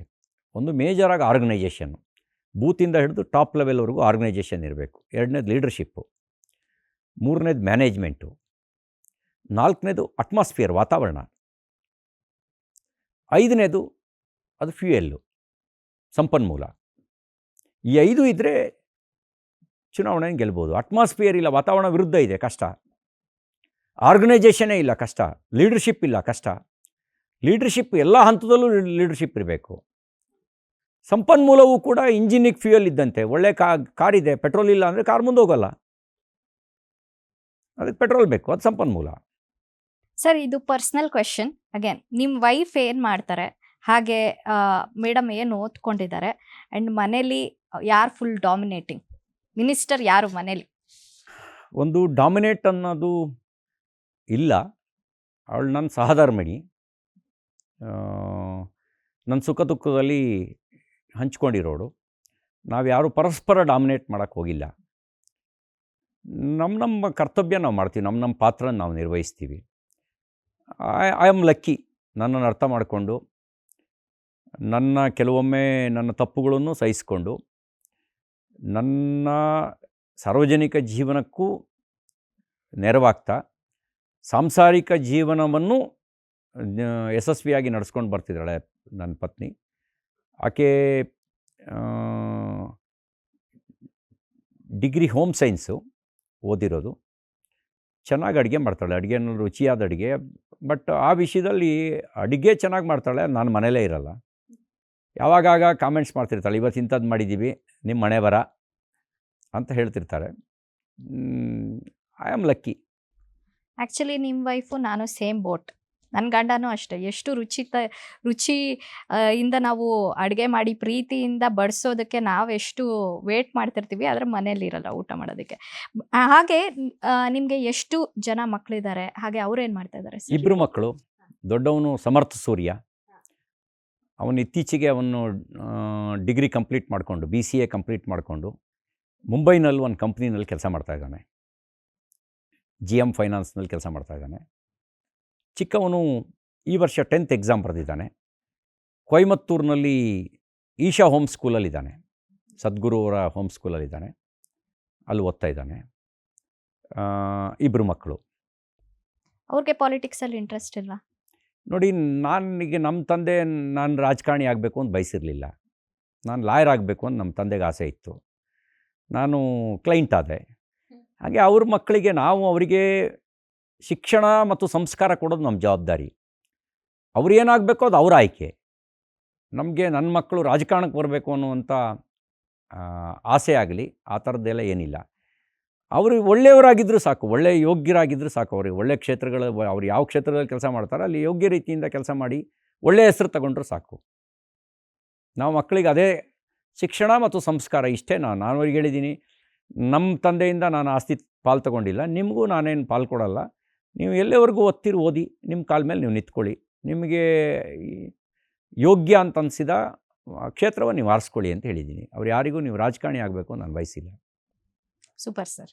ಸೊ ನಿಮಗೆ ಸಿನಿಮಾ ನೋಡೋ ಅಂಥ ಹುಚ್ಚೇನಾದರೂ ಇದೆಯಾ, ಅಥವಾ ಇತ್ತೀಚೆಗೆ ನೋಡಿದಂಥ ಸಿನಿಮಾ ಯಾವುದು? ಮುಂಚೆ ಭಾರೀ ಕಾಲೇಜ್ ದಿನಗಳಲ್ಲಿ ವಾರಕ್ಕೆ 3-4, ಕೆಲವೊಮ್ಮೆ ಒಂದೊಂದು ದಿನದಲ್ಲೇ 2 ಮೂವಿ ನೋಡ್ತಿದ್ವಿ ಕಾಲೇಜ್ ದಿನಗಳಲ್ಲಿ. ಈಗ ಭಾಳ ಜನ ಭಾಳ ಚೆನ್ನಾಗಿದೆ ಅಂತ ಹೇಳುವಂಥ ಇಂಥದ್ದನ್ನು ಮಾತ್ರ ನಾವು ನೋಡ್ತೀವಿ ಸೆಲೆಕ್ಟಿವ್ ಆಗಿ. ಈ ವರ್ಷಕ್ಕೆ 2-3 ಇಂಥದ್ದು ಮಾತ್ರ ಸೆಲೆಕ್ಟಿವ್ ಆಗಿ ನೋಡ್ತೀವಿ. ಒಂದು 3 ದಿನದ ಹಿಂದೆ ಛಾವಾ ನೋಡಿದೆ. ಯಾಕೆಂದರೆ ನನಗೆ ಶಿವಾಜಿ ಕ್ಯಾರೆಕ್ಟ್ರು ನನ್ನ ಮೇಲೆ ಇನ್ಫ್ಲೂಯೆನ್ಸ್ ಮಾಡಿತ್ತು ಅಂತ ಹೇಳಿದ್ನಲ್ಲ. ಧರ್ಮವೀರ ಸಂಭಾಜಿ ಮಹಾರಾಜರ ಕಥೆನ ಆಗಲೇ ಕೇಳಿದ್ದೆ. ಹಾಗಾಗಿ ಅದನ್ನು ನಾನು ನೋಡಿದೆ. ಕಾಂತಾರ ನೋಡಿದ್ದೆ, ಆರ್ಟಿಕಲ್ 370 ಮೂವಿನ ನೋಡಿದ್ದೆ, ಎಮರ್ಜೆನ್ಸಿ ಮೂವಿ ನೋಡಿದ್ದೆ. ಹೀಗೆ ಕೆಲವು ಸೆಲೆಕ್ಟಿವ್ ಆಗಿರುವಂಥ ಮೂವಿನ, ಚೆನ್ನಾಗಿದೆ ಅಂತ ಹೇಳುವಂಥ ಮೂವಿಗಳನ್ನು ನಾನು ನೋಡ್ತೀನಿ. ಚೆನ್ನಾಗಿದೆ ಅಂತ ಹೇಳ್ತಾರಲ್ಲ ಅದನ್ನು. ಈಗ ಹುಚ್ಚಿಲ್ಲ, ಸಮಯನೂ ಇಲ್ಲ. ಮುಂಚೆ ಹುಚ್ಚು ಇತ್ತು, ಸಮಯನೂ ಇತ್ತು. ನಾನು ನೋಡಿರೋ ಅಷ್ಟು ಸಿನಿಮಾಗಳು ನೀವು ನೋಡಿದ್ದೀರಾ. ಸೊ ನನ್ನ ಫೇವ್ರೆಟ್ ಛಾವಾ ರೀಸೆಂಟಾಗಿ ರಿಲೀಸ್ ಆಗಿದೆ. ಆ್ಯಂಡ್ ಫೇವ್ರೆಟ್ ಹೀರೋ ಅಂತ ಪ್ರೆಸೆಂಟ್ ಜನ್ರೇಷನ್ ನಿಮಗೆ ಯಾರು ಫೇವ್ರೆಟ್ ಹೀರೋ ಸರ್? ನಾವೆಲ್ಲ ರಾಜ್ಕುಮಾರ್ ಕಾಲಘಟ್ಟದಲ್ಲಿ ಅವರ ಚಲನಚಿತ್ರಗಳ ಇನ್ಫ್ಲೂಯೆನ್ಸಿಗೆ ಒಳಗಾದವರು ಅವತ್ತಿನ ಕಾಲದ ಚಿತ್ರಗಳಲ್ಲಿ. ಹಾಗಾಗಿ ನಾನೇನು ಹಾಗಂತ ಸಿನಿಮಾ ಹೀರೋಗಳು ಅಂತ ನಾನು ಅವರನ್ನು ಆರಾಧಿಸುವಂಥ ಪ್ರವೃತ್ತಿಯನ್ನು ಇಟ್ಕೊಂಡಿಲ್ಲ. ಹಾಗಾಗಿ ಆ ಥರ ಏನು ಆರಾಧಿಸುವಂಥ ಯಾವ ಹೀರೋಗಳನ್ನ ಇವತ್ತಿಗೆ ಇಟ್ಕೊಂಡಿಲ್ಲ. ಒಂದು ಕಾಲದಲ್ಲಿ ರಾಜ್ಕುಮಾರು. ಆಯಾ ಪಾತ್ರಗಳಿಗೆ ಅನುಗುಣವಾಗಿ ಆ ಪಾತ್ರ ಚೆನ್ನಾಗಿ ಮಾಡಿದರೆ ಚೆನ್ನಾಗಿ ಆ್ಯಕ್ಟಿಂಗ್ ಚೆನ್ನಾಗಿ ಮಾಡಿದ್ದಾರೆ, ಒಂದು ರೀತಿ ಪರಕಾಯ ಪ್ರವೇಶ ಮಾಡಿದ್ದಾರೆ ಅಂತ ಆ ಪಾತ್ರಗಳಿಗೆ ಅನುಗುಣವಾಗಿ ನಾನು ಮೆಚ್ಚುಗೆ ವ್ಯಕ್ತಪಡಿಸ್ತೀನಿ. ಸೊ ನೀವು ಹೇಳ್ತಾ ಇದ್ರಿ ಮನೇಲಿ ಊಟ ಮಾಡೋದಕ್ಕೂ ಕೂಡ ಟೈಮ್ ಇರೋದಿಲ್ಲ ಅಂತ. ಆದ್ರೆ ಯಾವಾಗಾದ್ರೂ ಟೈಮ್ ಮಾಡಿಕೊಂಡು ನಿಮ್ಮ ವೈಫ್ನ ಮಾಲ್ಗೆ ಕರ್ಕೊಂಡು ಹೋದೆ, ಇಲ್ಲ ಸ್ವಲ್ಪ ಏನಾದರೂ ಸಿನಿಮಾ ಕರ್ಕೊಂಡು ಹೋದೆ, ಈ ಥರ ಏನಾದರೂ ಆಗತ್ತಾ ಶೆಡ್ಯೂಲಲ್ಲಿ? ಒಂದು ಅವ್ರು ಕರೆಯಲ್ಲ ನಮ್ಮನ್ನು. ನಮ್ಗೆ ಆ ಥರದ ಅಭ್ಯಾಸ ಅಂತ ಮುಂಚಿಂದಲೂ ಆ ಪ್ರಾಕ್ಟೀಸ್ ಮಾಡ್ಕೊಂಡು ಬಂದಿಲ್ಲ. ಆ ಥರದ್ದು ಪ್ರಾಕ್ಟೀಸ್ ಇಲ್ಲ. ಯಾವಾಗಲಾದ್ರು ಒಂದು ವರ್ಷಕ್ಕೆ 2 ಸರಿನಾರು ನಮ್ಮ ಜೊತೆಗೆ ನೀವು ಹೊರಗಡೆ ಬರಬೇಕು ಅಂತ ಹೇಳ್ತಾರೆ, ಹ್ಞೂ ಅಂತ ಒಪ್ಕೊಳ್ತೀನಿ. ಅದನ್ನು ಒಂದು 2-3 ವರ್ಷಕ್ಕೊಮ್ಮೆ ಹಿಂಗೆ ಕರ್ಕೊಂಡು ಹೋಗ್ತೀನಿ. ಯಾವಾಗಲಾದ್ರು ಒಂದು ಹೊರಗಡೆ ಹೋಗ್ತೀವಿ. ಅದು ಟೂರ್ ಅಂತ ಹೊರಗಡೆ 2-3 ವರ್ಷಕ್ಕೊಮ್ಮೆ ಹಿಂಗೆ ಹೋಗ್ತೀವಿ. ಆದರೆ ಹಬ್ಬಗಳನ್ನು ನಾವು ಮನೇಲೇ ಆಚರಣೆ ಮಾಡ್ತೀವಿ. ಮಕ್ಕಳು ವಿದ್ಯಾಭ್ಯಾಸದ ಕಾರಣಕ್ಕೆ ಒಟ್ಟಿಗಿರಲ್ಲ. ಆದರೆ ಇದ್ದಾಗೆಲ್ಲ ಹಬ್ಬಗಳನ್ನು ಒಟ್ಟಿಗೆ ಆಚರಣೆ ಮಾಡ್ತೀವಿ, ಮನೇಲೇ ಮಾಡ್ತೀವಿ. ಈ ಪಾರ್ಟನ್ನ ನಾನು ನನ್ನ ಗಂಡಂಗೆ ತೋರಿಸಲ್ಲ. ಬರೀ 2 ವರ್ಷಕ್ಕೊಂದ್ಸತಿ 3 ವರ್ಷಕ್ಕೊಂದ್ಸತಿ ಆಚೆ ಕರ್ಕೊಂಡು ಹೋಗೋ ಪಾರ್ಟನ್ನ, ಬೇರೆ ಪಾರ್ಟ್ ಹಬ್ಬ ಹರಿದಿನಗಳನ್ನ ಖಂಡಿತವಾಗ್ಲೂ ಅವ್ರಿಗೆ ತೋರಿಸ್ತೀನಿ. ಆ್ಯಂಡ್ ಕರಾವಳಿ ಮಣ್ಣಿನ ಸೊಗಡು ಕಾಂತಾರ ನಿಮಗೆ ಇಷ್ಟ ಅಂತ ಹೇಳಿದ್ರಿ. ಆ ಸಿನಿಮಾದಲ್ಲಿ ನಿಮಗೆ ತುಂಬ ಇಷ್ಟ ಆಗಿದೆ ಏನು ಸರ್? ಇಲ್ಲ, ನಮಗೆ ಆ ಪಾತ್ರಕ್ಕೆ ಜೀವ ಕೊಟ್ಟಿದ್ದಾರೆ. ಪಂಜುರುಳಿ ದೈವ ನಮಗೇನಂದರೆ, ನಮ್ಮೂರಿನಲ್ಲೂ ಪಂಜುರುಳಿ ಇದೆ. ನಾವು ಅದರ ಭಯಭಕ್ತಿಯಲ್ಲೇ ಬೆಳೆದವರು. ಹಾಗಾಗಿ ತಕ್ಷಣ ಕನೆಕ್ಟ್ ಆಗಿಬಿಟ್ವಿ ಅದ್ರ ಜೊತೆಗೆ.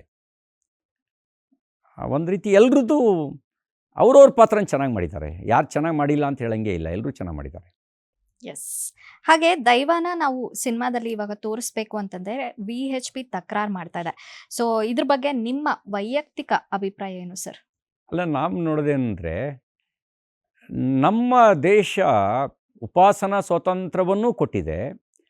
ದೇವ್ರ ಜೊತೆಗೆ ಕನೆಕ್ಟ್ ಆಗೋದಕ್ಕೆ ಅದರದ್ದೇ ಆದಂಥ ಒಂದೇ ರೀತಿ ಕನೆಕ್ಟ್ ಆಗಬೇಕು ಅಂತಿಲ್ಲ. ಈ ನಿಂದೆಯೂ ಒಂದು ಸ್ತುತಿಯೇ, ನಮ್ಮಲ್ಲಿ ನಿಂದಾಸ್ತುತಿ ಅಂತ ಇದೆ. ಈಗ ಹಳ್ಳಿನಲ್ಲಿ ಪ್ರಸಾದ ಕೇಳೋ ಪದ್ಧತಿ ಇದೆ. ಸುಮಾರು ಹೊತ್ತಾದರೂ ಪ್ರಸಾದ ಆಗಲ್ಲ. ಆಗ ನೀನು ಯಾವ ಸೀಮೆಗಿಲ್ದೇವರು, ಅದೆಷ್ಟು ಕಾಯಿಸ್ತೀಯ, ನಮಗೇನು ಕೆಲಸ ಇಲ್ವೇ ಮಾಡೋಕ್ಕೆ, ಆಗುತ್ತೆ ಅಂದರೆ ಬಲಕ್ಕೆ ಹೋಗಿ, ಆಗಲ್ಲ ಅಂದರೆ ಎಡಕ್ಕೆ ಹೋಗಿ, ಅದೆಷ್ಟು ಕಾಯಿಸ್ತೀಯ ಅಂತ ಜೋರು ಮಾಡ್ತಿರ್ತಾರೆ. ಹಳ್ಳಿನಲ್ಲಿ ಪ್ರಾರ್ಥನೆ ಮಾಡ್ಕೊಂತ ಕೈ ಮುಗಿತಾವ, 2 ಗಂಟೆ ಆಯ್ತು ಬಂದು ಕೂತ್ಕೊಂಡು, ಆಗುತ್ತೆ ಅಂದರೆ ಪ್ರಸಾದ ಬಲಕ್ಕೆ ಹೋಗಿ, ಆಗಲ್ಲ ಅಂದರೆ ಎಡಕ್ಕೆ ಹೋಗಿ, ನೀನೇನು ಸೀಮೆಗಿಲ್ಲದ ದೇವ್ರ ಅಂತ ಒಂದು ಕಾನ್ವರ್ಜೇಷನ್ ಮಾಡ್ತಿರ್ತಾರೆ, ಒಂದು ಸಂಭಾಷಣೆ ನಡೆಸ್ತಿರ್ತಾರೆ. ಇದು ದೇವರಿಗೆ ಕನೆಕ್ಟ್ ಆಗುವ ಒಂದು ಬಗೆ. ನಿಂದಾಸ್ತುತಿಯನ್ನು ಬೈಗಳೂ ಒಂದು ಸ್ತುತಿಯೇ ನಮ್ಮಲ್ಲಿ. ಹಾಗಾಗಿ ನಾನು ದುರುದ್ದೇಶವಿಲ್ಲದ, ಉದ್ದೇಶವೇ ಕೆಟ್ಟದಿರಬಾರ್ದು, ದುರುದ್ದೇಶ ಇಲ್ಲದೆ ಇರೋದನ್ನು ನಾವು ಒಪ್ಕೊಳ್ಬೇಕು. ಹೌದು, ಅಬ್ಸಲ್ಯೂಟ್ಲಿ. ಕೆಲವರು ದುರುದ್ದೇಶದಿಂದಲೇ ಮಾಡ್ತಾರೆ, ಅದನ್ನು ಒಪ್ಕೊಳ್ಳೋಕ್ಕಾಗಲ್ಲ. ದುರುದ್ದೇಶ ಇಲ್ಲದೆ ಇಲ್ಲಪ್ಪ ಅನ್ನೋದನ್ನು ಒಂದು ಸಹಜ ಅಭಿವ್ಯಕ್ತಿ ಇಲ್ಲಿದೆ ಅಂದರೆ ಒಪ್ಕೊಳ್ಬೇಕು ಅದನ್ನು. ಮೊನ್ನೆ ಎಲ್ಲೋ ಓದ್ತಾ ಇದ್ದೆ, ರಾವಣ ಕೂಡ ರಾಮನ ಬಗ್ಗೆ ನಿಂದಾಸ್ತುತಿಯನ್ನೇ ಮಾಡ್ತಾ ಇದ್ನಂತೆ ಪ್ರತಿ ಬಾರಿನೂ. ನೀನು ಸರಿಗಿಲ್ಲ, ಅವನು ಆ ಥರ ಮಾಡ್ದ, ಆ ರೀತಿಯಾಗಿ. ಸೊ ಎಷ್ಟೋ ಸರ್ತಿ ನಮಗೆ ಅಂದರೆ ಯಂಗ್ ಜನ್ರೇಷನ್ಗೆ ಇದು ಫೇವ್ರೆಟ್ ಸಾಂಗ್, ಇವರು ಫೇವ್ರೆಟ್ ಹೀರೋ ಅಂತೆಲ್ಲ ಇರ್ತಾರೆ. ನಿಮ್ಮ ಫೇವ್ರೆಟ್ ಸಾಂಗ್ ಯಾವುದು ಸರ್? ಆ ಥರ ಯಾವುದು ತಲೆಯಲ್ಲಿ ಉಳ್ಕೊಂಡಿಲ್ಲ. ಹಳೆ ಹಾಡಾಗಿದ್ರು ಪರವಾಗಿಲ್ಲ, ಹಂಗೆ ಫೇವರೇಟ್ ಅಂತ ಆ ಥರದ್ದೇನು ಪದೇ ಪದೇ ಕಾರಲ್ಲಿ ಏನೋ ಕೇಳೋದು, ಅಥವಾ ಮನೆಯಲ್ಲಿ ಸ್ಟ್ರೆಸ್ ಇಲ್ದಂಗೆ ಏನೋ ಒಂದು 5 ನಿಮಿಷ ಅಲ್ಲ, ಆ ಸಂದರ್ಭಗಳಲ್ಲಿ ಏನು ಮಾಡ್ತೀನಿ, ಕೆಲವು ತತ್ವಪದಗಳನ್ನು, ವಚನಗಳನ್ನು, ದಾಸರ ಪದವನ್ನು, ಇಂಥದನ್ನ ಕೇಳ್ತಾ ಹೋಗ್ತೀನಿ. ಯಾಕೆಂದ್ರೆ ಅದರಲ್ಲಿ ಕೆಲವು ನಮಗೆ ನಮ್ಮನ್ನು ವಿಚಾರಕ್ಕೆ ಒಳಪಡಿಸುತ್ತೆ. ಒಳಿತು ಮಾಡೋ ಮನುಜ ಇರೋದು 4 ದಿವಸ ಅಂದರೆ ನಾವು ಒಳ್ಳೆ ಕಾರ್ಯನೇ ಮಾಡಬೇಕು ಅಂತ ಅನಿಸುತ್ತೆ. ಅಂಥ ವಿಷಯಗಳನ್ನು ಕೆಲವು ಆಚಾರಕರ ಸಾಗು, ನೀತಿಗೆ ಪ್ರಭುವಾಗು, ಮಾತಿನಲ್ಲಿ ಚೂಡಾಮಣಿಯಾಗು ನನ್ನ ಕಂದ ಅಂದರೆ ಇಂಥವ್ರು ಪ್ರೇರಣೆ ಕೊಡ್ತವೆ. ಇಂಥವನ್ನ ಯಾವುದೋ ಹಾಕೊಂಡ್ಬಿಡ್ತೀವಿ. ಓಕೆ ಸರ್, ಸಿದ್ದರಾಮಯ್ಯ ಅವ್ರು ಕಂಡ್ರೆ ನಿಮಗೆ ಸಿಟ್ಟಿದೆಯಾ? ಇದ್ರೂ ಯಾಕೆ? ಸಿಟ್ಟಿಲ್ಲ. ಈಗ ನೋಡಿ, ಅವರೊಬ್ಬರು ಜನನಾಯಕ. ಸಿಟ್ಟು ಎಲ್ಲ ಇರೋದಿಲ್ಲ. ನಿಮಗೆ ರಾಜಕಾರಣಕ್ಕಾಗಿ ಕೆಲವು ಅವರ ನಿಲುವುಗಳನ್ನು ನಾವು ವಿರೋಧಿಸ್ತೀವಿ. ವೈಯಕ್ತಿಕವಾಗಿರುವಂಥ ಯಾವುದೇ ಸಿಟ್ಟಿಲ್ಲ. ಈಗ ಒಳ್ಳೆ ಕೆಲಸ ಮಾಡಿದಾಗ ಹೊಗಳ್ತೀವಪ್ಪ, ತಪ್ಪು ಮಾಡಿದಾಗ ನಾವು ಟೀಕೆ ಮಾಡಬೇಕಾಗಿರೋದು ಸ್ವಾಭಾವಿಕ. ರಾಜಕಾರಣ ದೃಷ್ಟಿಯಿಂದ ವೈಯಕ್ತಿಕವಾಗಿ ಯಾವ ಸಿಟ್ಟು ಇಲ್ಲ. ಓಕೆ, ಸೊ ಹಂಗಂದ್ರೆ ಆಸ್ತಿ ಪಾಸ್ತಿ ಆ ವಿಷಯಕ್ಕೆ ಯಾವುದೇ ರೀತಿಯಾದಂಥ ತಕರಾರು ಇಲ್ಲ, ಸಿದ್ಧಾಂತಗಳ ವಿಷಯಗಳಲ್ಲಿ ಮಾತ್ರ. ಸೈದ್ಧಾಂತಿಕ ಕಾರಣಕ್ಕೆ ಮತ್ತು ರಾಜಕೀಯ ನಿಲುವುಗಳ ಕಾರಣಕ್ಕೆ ನಾವು ವಿರೋಧಿಸ್ಬೋದೇ ಹೊರತು ಸಿಟ್ಟಿಲ್ಲ. ಮತ್ತು he is also one of the popular leader, no doubt about that, ಯಾವುದೇ ಸಂಶಯ ಇಲ್ಲ. He is also one of the popular leader. ರಾಜ್ಯದಲ್ಲಿ ನಿಮಗೆ ಇಷ್ಟ ಆಗಿರುವಂತಹ ಫೇವ್ರೆಟ್ ಪೊಲಿಟಿಕಲ್ ಲೀಡರ್ ಯಾರು? ಆಬ್ವಿಯಸ್ಲಿ ನಮ್ಮ ಲೀಡ್ರು ಯಡಿಯೂರಪ್ಪನವರು. ಯಾಕೆಂದರೆ ಯಡಿಯೂರಪ್ಪ ಗುಡುಗಿದರೆ ವಿಧಾನಸೌಧ ನಡುಗುವುದು ಅನ್ನೋದನ್ನು ಮೊದಲು ಘೋಷಣೆ ಹಾಕಿದ್ದೇನೆ ಕಬ್ಬನ್ ಪಾರ್ಕ್ನಲ್ಲಿ ಕಾರ್ಯಕ್ರಮ ನಿರೂಪಣೆ ಮಾಡ್ತಾಯಿದ್ದೆ ನಾನು. ಆ ಸಂದರ್ಭದಲ್ಲಿ ಸಾಂದರ್ಭಿಕವಾಗಿ ಬಂದಂಥ ಘೋಷಣೆ, ಆ ಘೋಷಣೆ ಹಾಕಿದ್ದೆ ನಾನು. ನಮ್ಮ ಮೇಲೆ ನಮ್ಮ ಪಾರ್ಟಿ ಲೀಡ್ರು ಹೆಚ್ಚು ಪ್ರಭಾವ ಬೀರಿರ್ತಾರೆ. ಹಾರ್ಡ್ ವರ್ಕಲ್ಲಿ ಯಡಿಯೂರಪ್ಪನವರು, ದೇವೇಗೌಡರು, ಸಿದ್ದರಾಮಯ್ಯನವರು 3 ಜನ ಹಾರ್ಡ್ ವರ್ಕ್ ಮಾಡ್ತಾರೆ. ಅವರ ಒಂದೊಂದು ಸ್ಟೈಲ್ ಒಬ್ಬೊಬ್ಬರದ್ದು ಒಂದೊಂದು ರೀತಿ ನನಗೆ ಇಷ್ಟ ಆಗುತ್ತೆ. ಮತ್ತು 3 ಜನ ಮಾಸ್ ಲೀಡರ್ಸ್. ಸರ್, ನಾನು ಪರ್ಸ್ನಲಿ ನರೇಂದ್ರ ಮೋದಿ ಅವ್ರನ್ನ ನೋಡೂ ಇಲ್ಲ, ಮೀಟು ಮಾಡಿಲ್ಲ. ಬೆಂಗಳೂರಲ್ಲಿ ಅವ್ರು ಬಂದಾಗ JP ನಗರದಿಂದ ವಿಜಯನಗರವರೆಗೂ ಹೋಗಬೇಕು ಅಂತ ಎಷ್ಟೋ ಪ್ರಯತ್ನ ಪಟ್ಟೆ, ಬಟ್ ಆ ಜನಸಾಗರದಲ್ಲಿ ಅವ್ರನ್ನ ನೋಡೋಕ್ಕಾಗಲಿಲ್ಲ. ನೀವು ಅವ್ರನ್ನ ಪರ್ಸ್ನಲಿ ನೋಡಿದ್ದೀರಾ ಕೂಡ, ಅವ್ರ ಜೊತೆ ಮಾತು ಕೂಡ ಆಡಿದ್ದೀರಾ.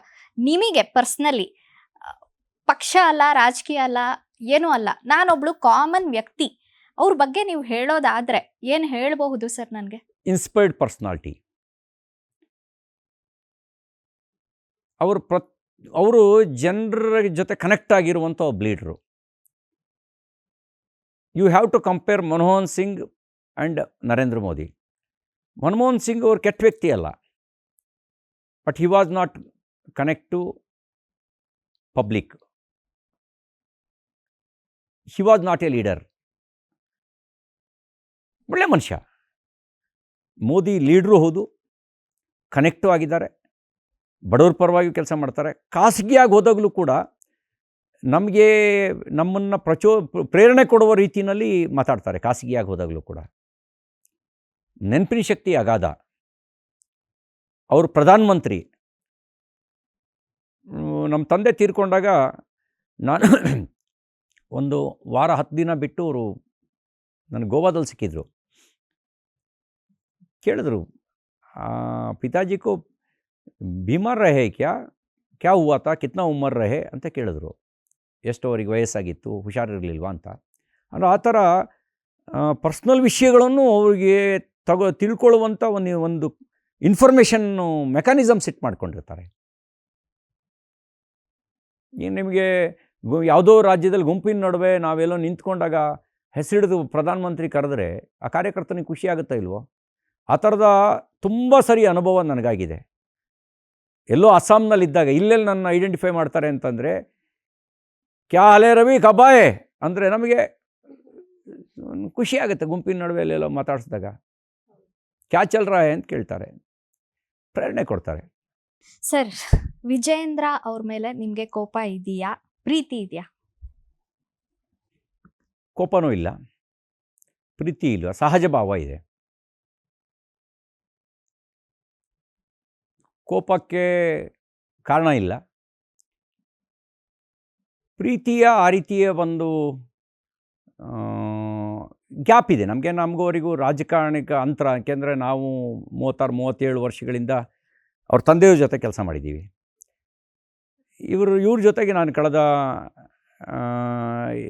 1.5 ವರ್ಷದಿಂದ ಇವ್ರ ಜೊತೆ ಕೆಲಸ ಮಾಡ್ತಾಯಿದ್ದೀನಿ. 1.5 ವರ್ಷದಿಂದ ಸಹಜ ಭಾವದಿಂದ ಸ್ವೀಕಾರ ಮಾಡಿದ್ದೀನಿ. ಎರಡೂ ಇಲ್ಲ. ಹಾಗೆ ವಿಜಯೇಂದ್ರ ಅವ್ರ ಬಗ್ಗೆ ಬಹುತೇಕ ನಾಯಕರು ಅವರನ್ನ ನಾಯಕರು ಅಂತ ಒಪ್ತಾ ಇಲ್ಲ ಎಷ್ಟೋ ಜನ. ಸೊ ಇದ್ರ ಬಗ್ಗೆ ನಿಮ್ಮ ಒಪಿನಿಯನ್? ನೋಡಿ, ಲೀಡರ್ಶಿಪ್ ಅನ್ನೋದು ಅದು ಬೆಳೆಯೋದಕ್ಕೆ it will take a time. ಒಂದಿನದಲ್ಲಿ ನಾಯಕರಾಗಿ ಯಾರೂ ಎಮರ್ಜ್ ಆಗೋಕ್ಕಾಗಲ್ಲ. ಅದೊಂದು ರೀತಿಯಲ್ಲಿ ಈ ಶಿಲೆಯ ಒಳಗೆ ಶಿಲ್ಪ ಅಡಗಿದ ರೀತಿಯಲ್ಲಿ ನಾವು ಅದನ್ನು ಒಬ್ಬ ಕುಶಲಕರ್ಮಿ ಕೆತ್ತಾನೆ ಶಿಲ್ಪವನ್ನು. ಇದು ನಾವೇ ಕೆತ್ಕೊಳ್ಬೇಕು. ನಾಯಕತ್ವಕ್ಕಿರೋದು ಎರಡೇ ದಾರಿ: ಜನಪರ ಕಾರ್ಯ, ಜನಪರ ಹೋರಾಟ. ಯಡಿಯೂರಪ್ಪನವ್ರ ನಾಯಕರು ಜನಪರ ಹೋರಾಟದ ಕಾರಣಕ್ಕೆ, ದೇವೇಗೌಡರು ನಾಯಕರು ಜನಪರ ಹೋರಾಟದ ಕಾರಣಕ್ಕೆ, ಸಿದ್ದರಾಮಯ್ಯನವ್ರ ನಾಯಕರು ಜನಪರ ಹೋರಾಟದ ಕಾರಣಕ್ಕೆ, ನರೇಂದ್ರ ಮೋದಿಯವ್ರ ನಾಯಕರು ಜನಪರ ಕಾರ್ಯದ ಕಾರಣಕ್ಕೆ, ಜನಪರ ಹೋರಾಟ ಮತ್ತು ಜನಪರ ಕಾರ್ಯ ನಾಯಕತ್ವವನ್ನು ಬೆಳೆಸುತ್ತೆ. ಅವರು ನಮ್ಮ ಪಕ್ಷದ ಅಧ್ಯಕ್ಷರು. ನಾಯಕರಾಗೋದಕ್ಕೆ ಸಮಯ ಬೇಕಾಗತ್ತೆ.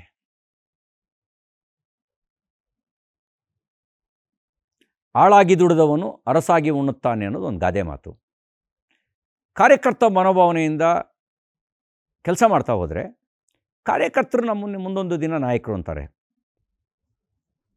ಎಸ್. ಹಾಗೆ ಲೀಡರ್ಶಿಪ್ ಕ್ವಾಲಿಟೀಸ್ ಕೂಡ ನಾವು ಇಂಬೈಬ್ ಮಾಡಿಕೊಂಡು ಬೆಳೆಸ್ಕೊಳ್ಳೋದು ಕೂಡ ತುಂಬ ಇಂಪಾರ್ಟೆಂಟ್ ಅಂತ ಅನಿಸುತ್ತೆ. ಕೆಲಸ ಮಾಡೋದ್ರ ಜೊತೆಗೆ ನೀವು ಹೇಳ್ದಂಗೆನೆ ಜನರ ಜೊತೆ ಕನೆಕ್ಟ್ ಆಗೋದು ತುಂಬ ಇಂಪಾರ್ಟೆಂಟ್ ಅಂತ. ಏನಕ್ಕೆ ಅಂತಂದರೆ ಇವಾಗ ಆಸ್ ಐ ಸೈಡ್ ನಾನೊಬ್ಳು ಕಾಮನ್ ವ್ಯಕ್ತಿ, ನನಗೆ ಆರ್ಟಿಫಿಷಿಯಲ್ ಆಗಿ ಕನೆಕ್ಟ್ ಆಗಬಾರ್ದು, ಹಾರ್ಟ್ಲಿ ಕನೆಕ್ಟ್ ಆಗಬೇಕು. ಎಸ್, ಹೃದಯದ ಭಾಷೆ ಅದು ಜನರಿಗೆ ಮುಟ್ಟುತ್ತೆ. ಆರ್ಟಿಫಿಷಿಯಲ್ ಆಗಿ ಕನೆಕ್ಟ್ ಆದರೆ ಹಿಂಗೆ ಬಂದು ಹಿಂಗೆ ಪಾಸ್ ಆಗಿಬಿಡುತ್ತದು, ಹೆಚ್ಚು ಕಾಲ ಉಳಿಯಲ್ಲ. ಹೃದಯ ಸಂವಾದಿ ಆಗಬೇಕು, ಕನೆಕ್ಟ್ ಆಗುತ್ತೆ. ಎಸ್. ಹಾಗೆ ಗ್ಯಾರಂಟಿಗಳನ್ನ ಟೀಕೆ ಮಾಡ್ತಿದ್ದಂತಹ BJP ಅವರು ದೆಹಲಿ ಚುನಾವಣೆಯಲ್ಲಿ ಭರ್ಜರಿ ಗ್ಯಾರಂಟಿಗಳನ್ನು ಘೋಷಿಸಿ 27 ವರ್ಷಗಳ ಬಳಿಕ ಅಧಿಕಾರದ ಗುದ್ಗೆ ಹಿಡಿದ್ರು. ಸೊ ಇದ್ರ ಬಗ್ಗೆ ಏನು ಹೇಳ್ತೀರಾ? ನಾನು ನಿಮ್ಗೆ ಆರಂಭದಲ್ಲೇ ಹೇಳಿದೆ, ಯುದ್ಧ ನೀತಿಯ ಭಾಗ ಅಂತ. ಎದುರಾಳಿ ಆಗ್ನೇಯಾಸ್ತ್ರ ನಮ್ಮ ಮೇಲೆ ಪ್ರಯೋಗ ಮಾಡಿದ್ರೆ ನಾವು ಕೂಡ ಅದಕ್ಕೆ ಕೌಂಟ್ರ್ ಮಾಡಲೇಬೇಕಾಗತ್ತೆ. ನಾವು ವಾರಣಾಸ್ತ್ರ ಪ್ರಯೋಗ ಮಾಡಬೇಕಾಗತ್ತೆ ಅದನ್ನು ನಿಷ್ಫಲಗೊಳಿಸೋದಕ್ಕೆ. ಬ್ರಹ್ಮಾಸ್ತ್ರ ಪ್ರಯೋಗ ಮಾಡಿದ್ರೆ ಬ್ರಹ್ಮಾಸ್ತ್ರ ಕೌಂಟ್ರ್ ಮಾಡಲೇಬೇಕಾಗತ್ತೆ. ಇದು ಯುದ್ಧ ನೀತಿ. ಈ ಕಾರಣಕ್ಕೆ ಚುನಾವಣೆ ಪರಿಣಾಮ ಬೀಳುತ್ತೆ ಅನ್ನೋದಾದರೆ ನಾವು ನೆಗ್ಲೆಕ್ಟ್ ಮಾಡಲಿಕ್ಕೆ ಬರಲ್ಲ. ಹೌದು. ಹಾಗೆ BJPಯ ನೀವು ಯುದ್ಧ ನೀತಿ ಅಂತ ಹೇಳ್ತಾ ಇದ್ರಿ, BJPಯ ಕೃಷ್ಣ ಯಾರು sir?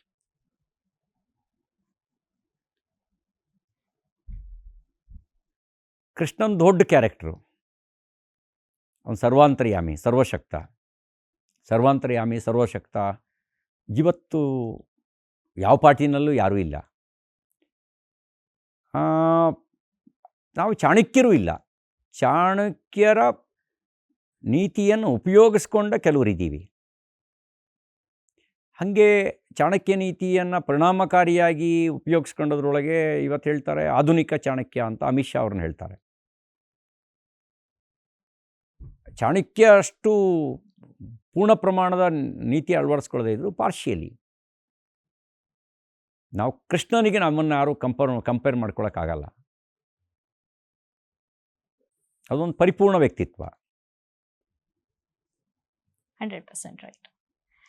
Thank you so much sir. First of all ನಮ್ಮ ಕರೆಗೆ ಹೋಗೊಟ್ಟು ನೀವು ನಮ್ಮ ಚಾನಲ್ಗೆ ಬಂದಿದ್ದು ಖುಷಿ ತಂದಿರುವಂತಹ ವಿಷಯ. ಅದ್ರ ಜೊತೆಗೆ ಈ ಒಂದು ಸಂದರ್ಶನ ಏನಿದೆ ಪರ್ಸ್ನಲಿ ನನಗೆ ತುಂಬ ವಿಷಯಗಳನ್ನ ಕಲಿಯುವಂಥದ್ದು. ಅದ್ರ ಜೊತೆಗೆ ನಮ್ಮದೇ ಒಂದು ಪುಟ್ಟ ಲೋಕ ಇರುತ್ತೆ. ಪ್ರಪಂಚ ಎಲ್ರಿಗೂ ಒಂದೇ ಆಗಿದ್ರು ನಮ್ಮದೇ ಲೋಕಗಳನ್ನ ಕಟ್ಕೊಂಡ್ಬಿಟ್ಟಿರ್ತೀವಿ.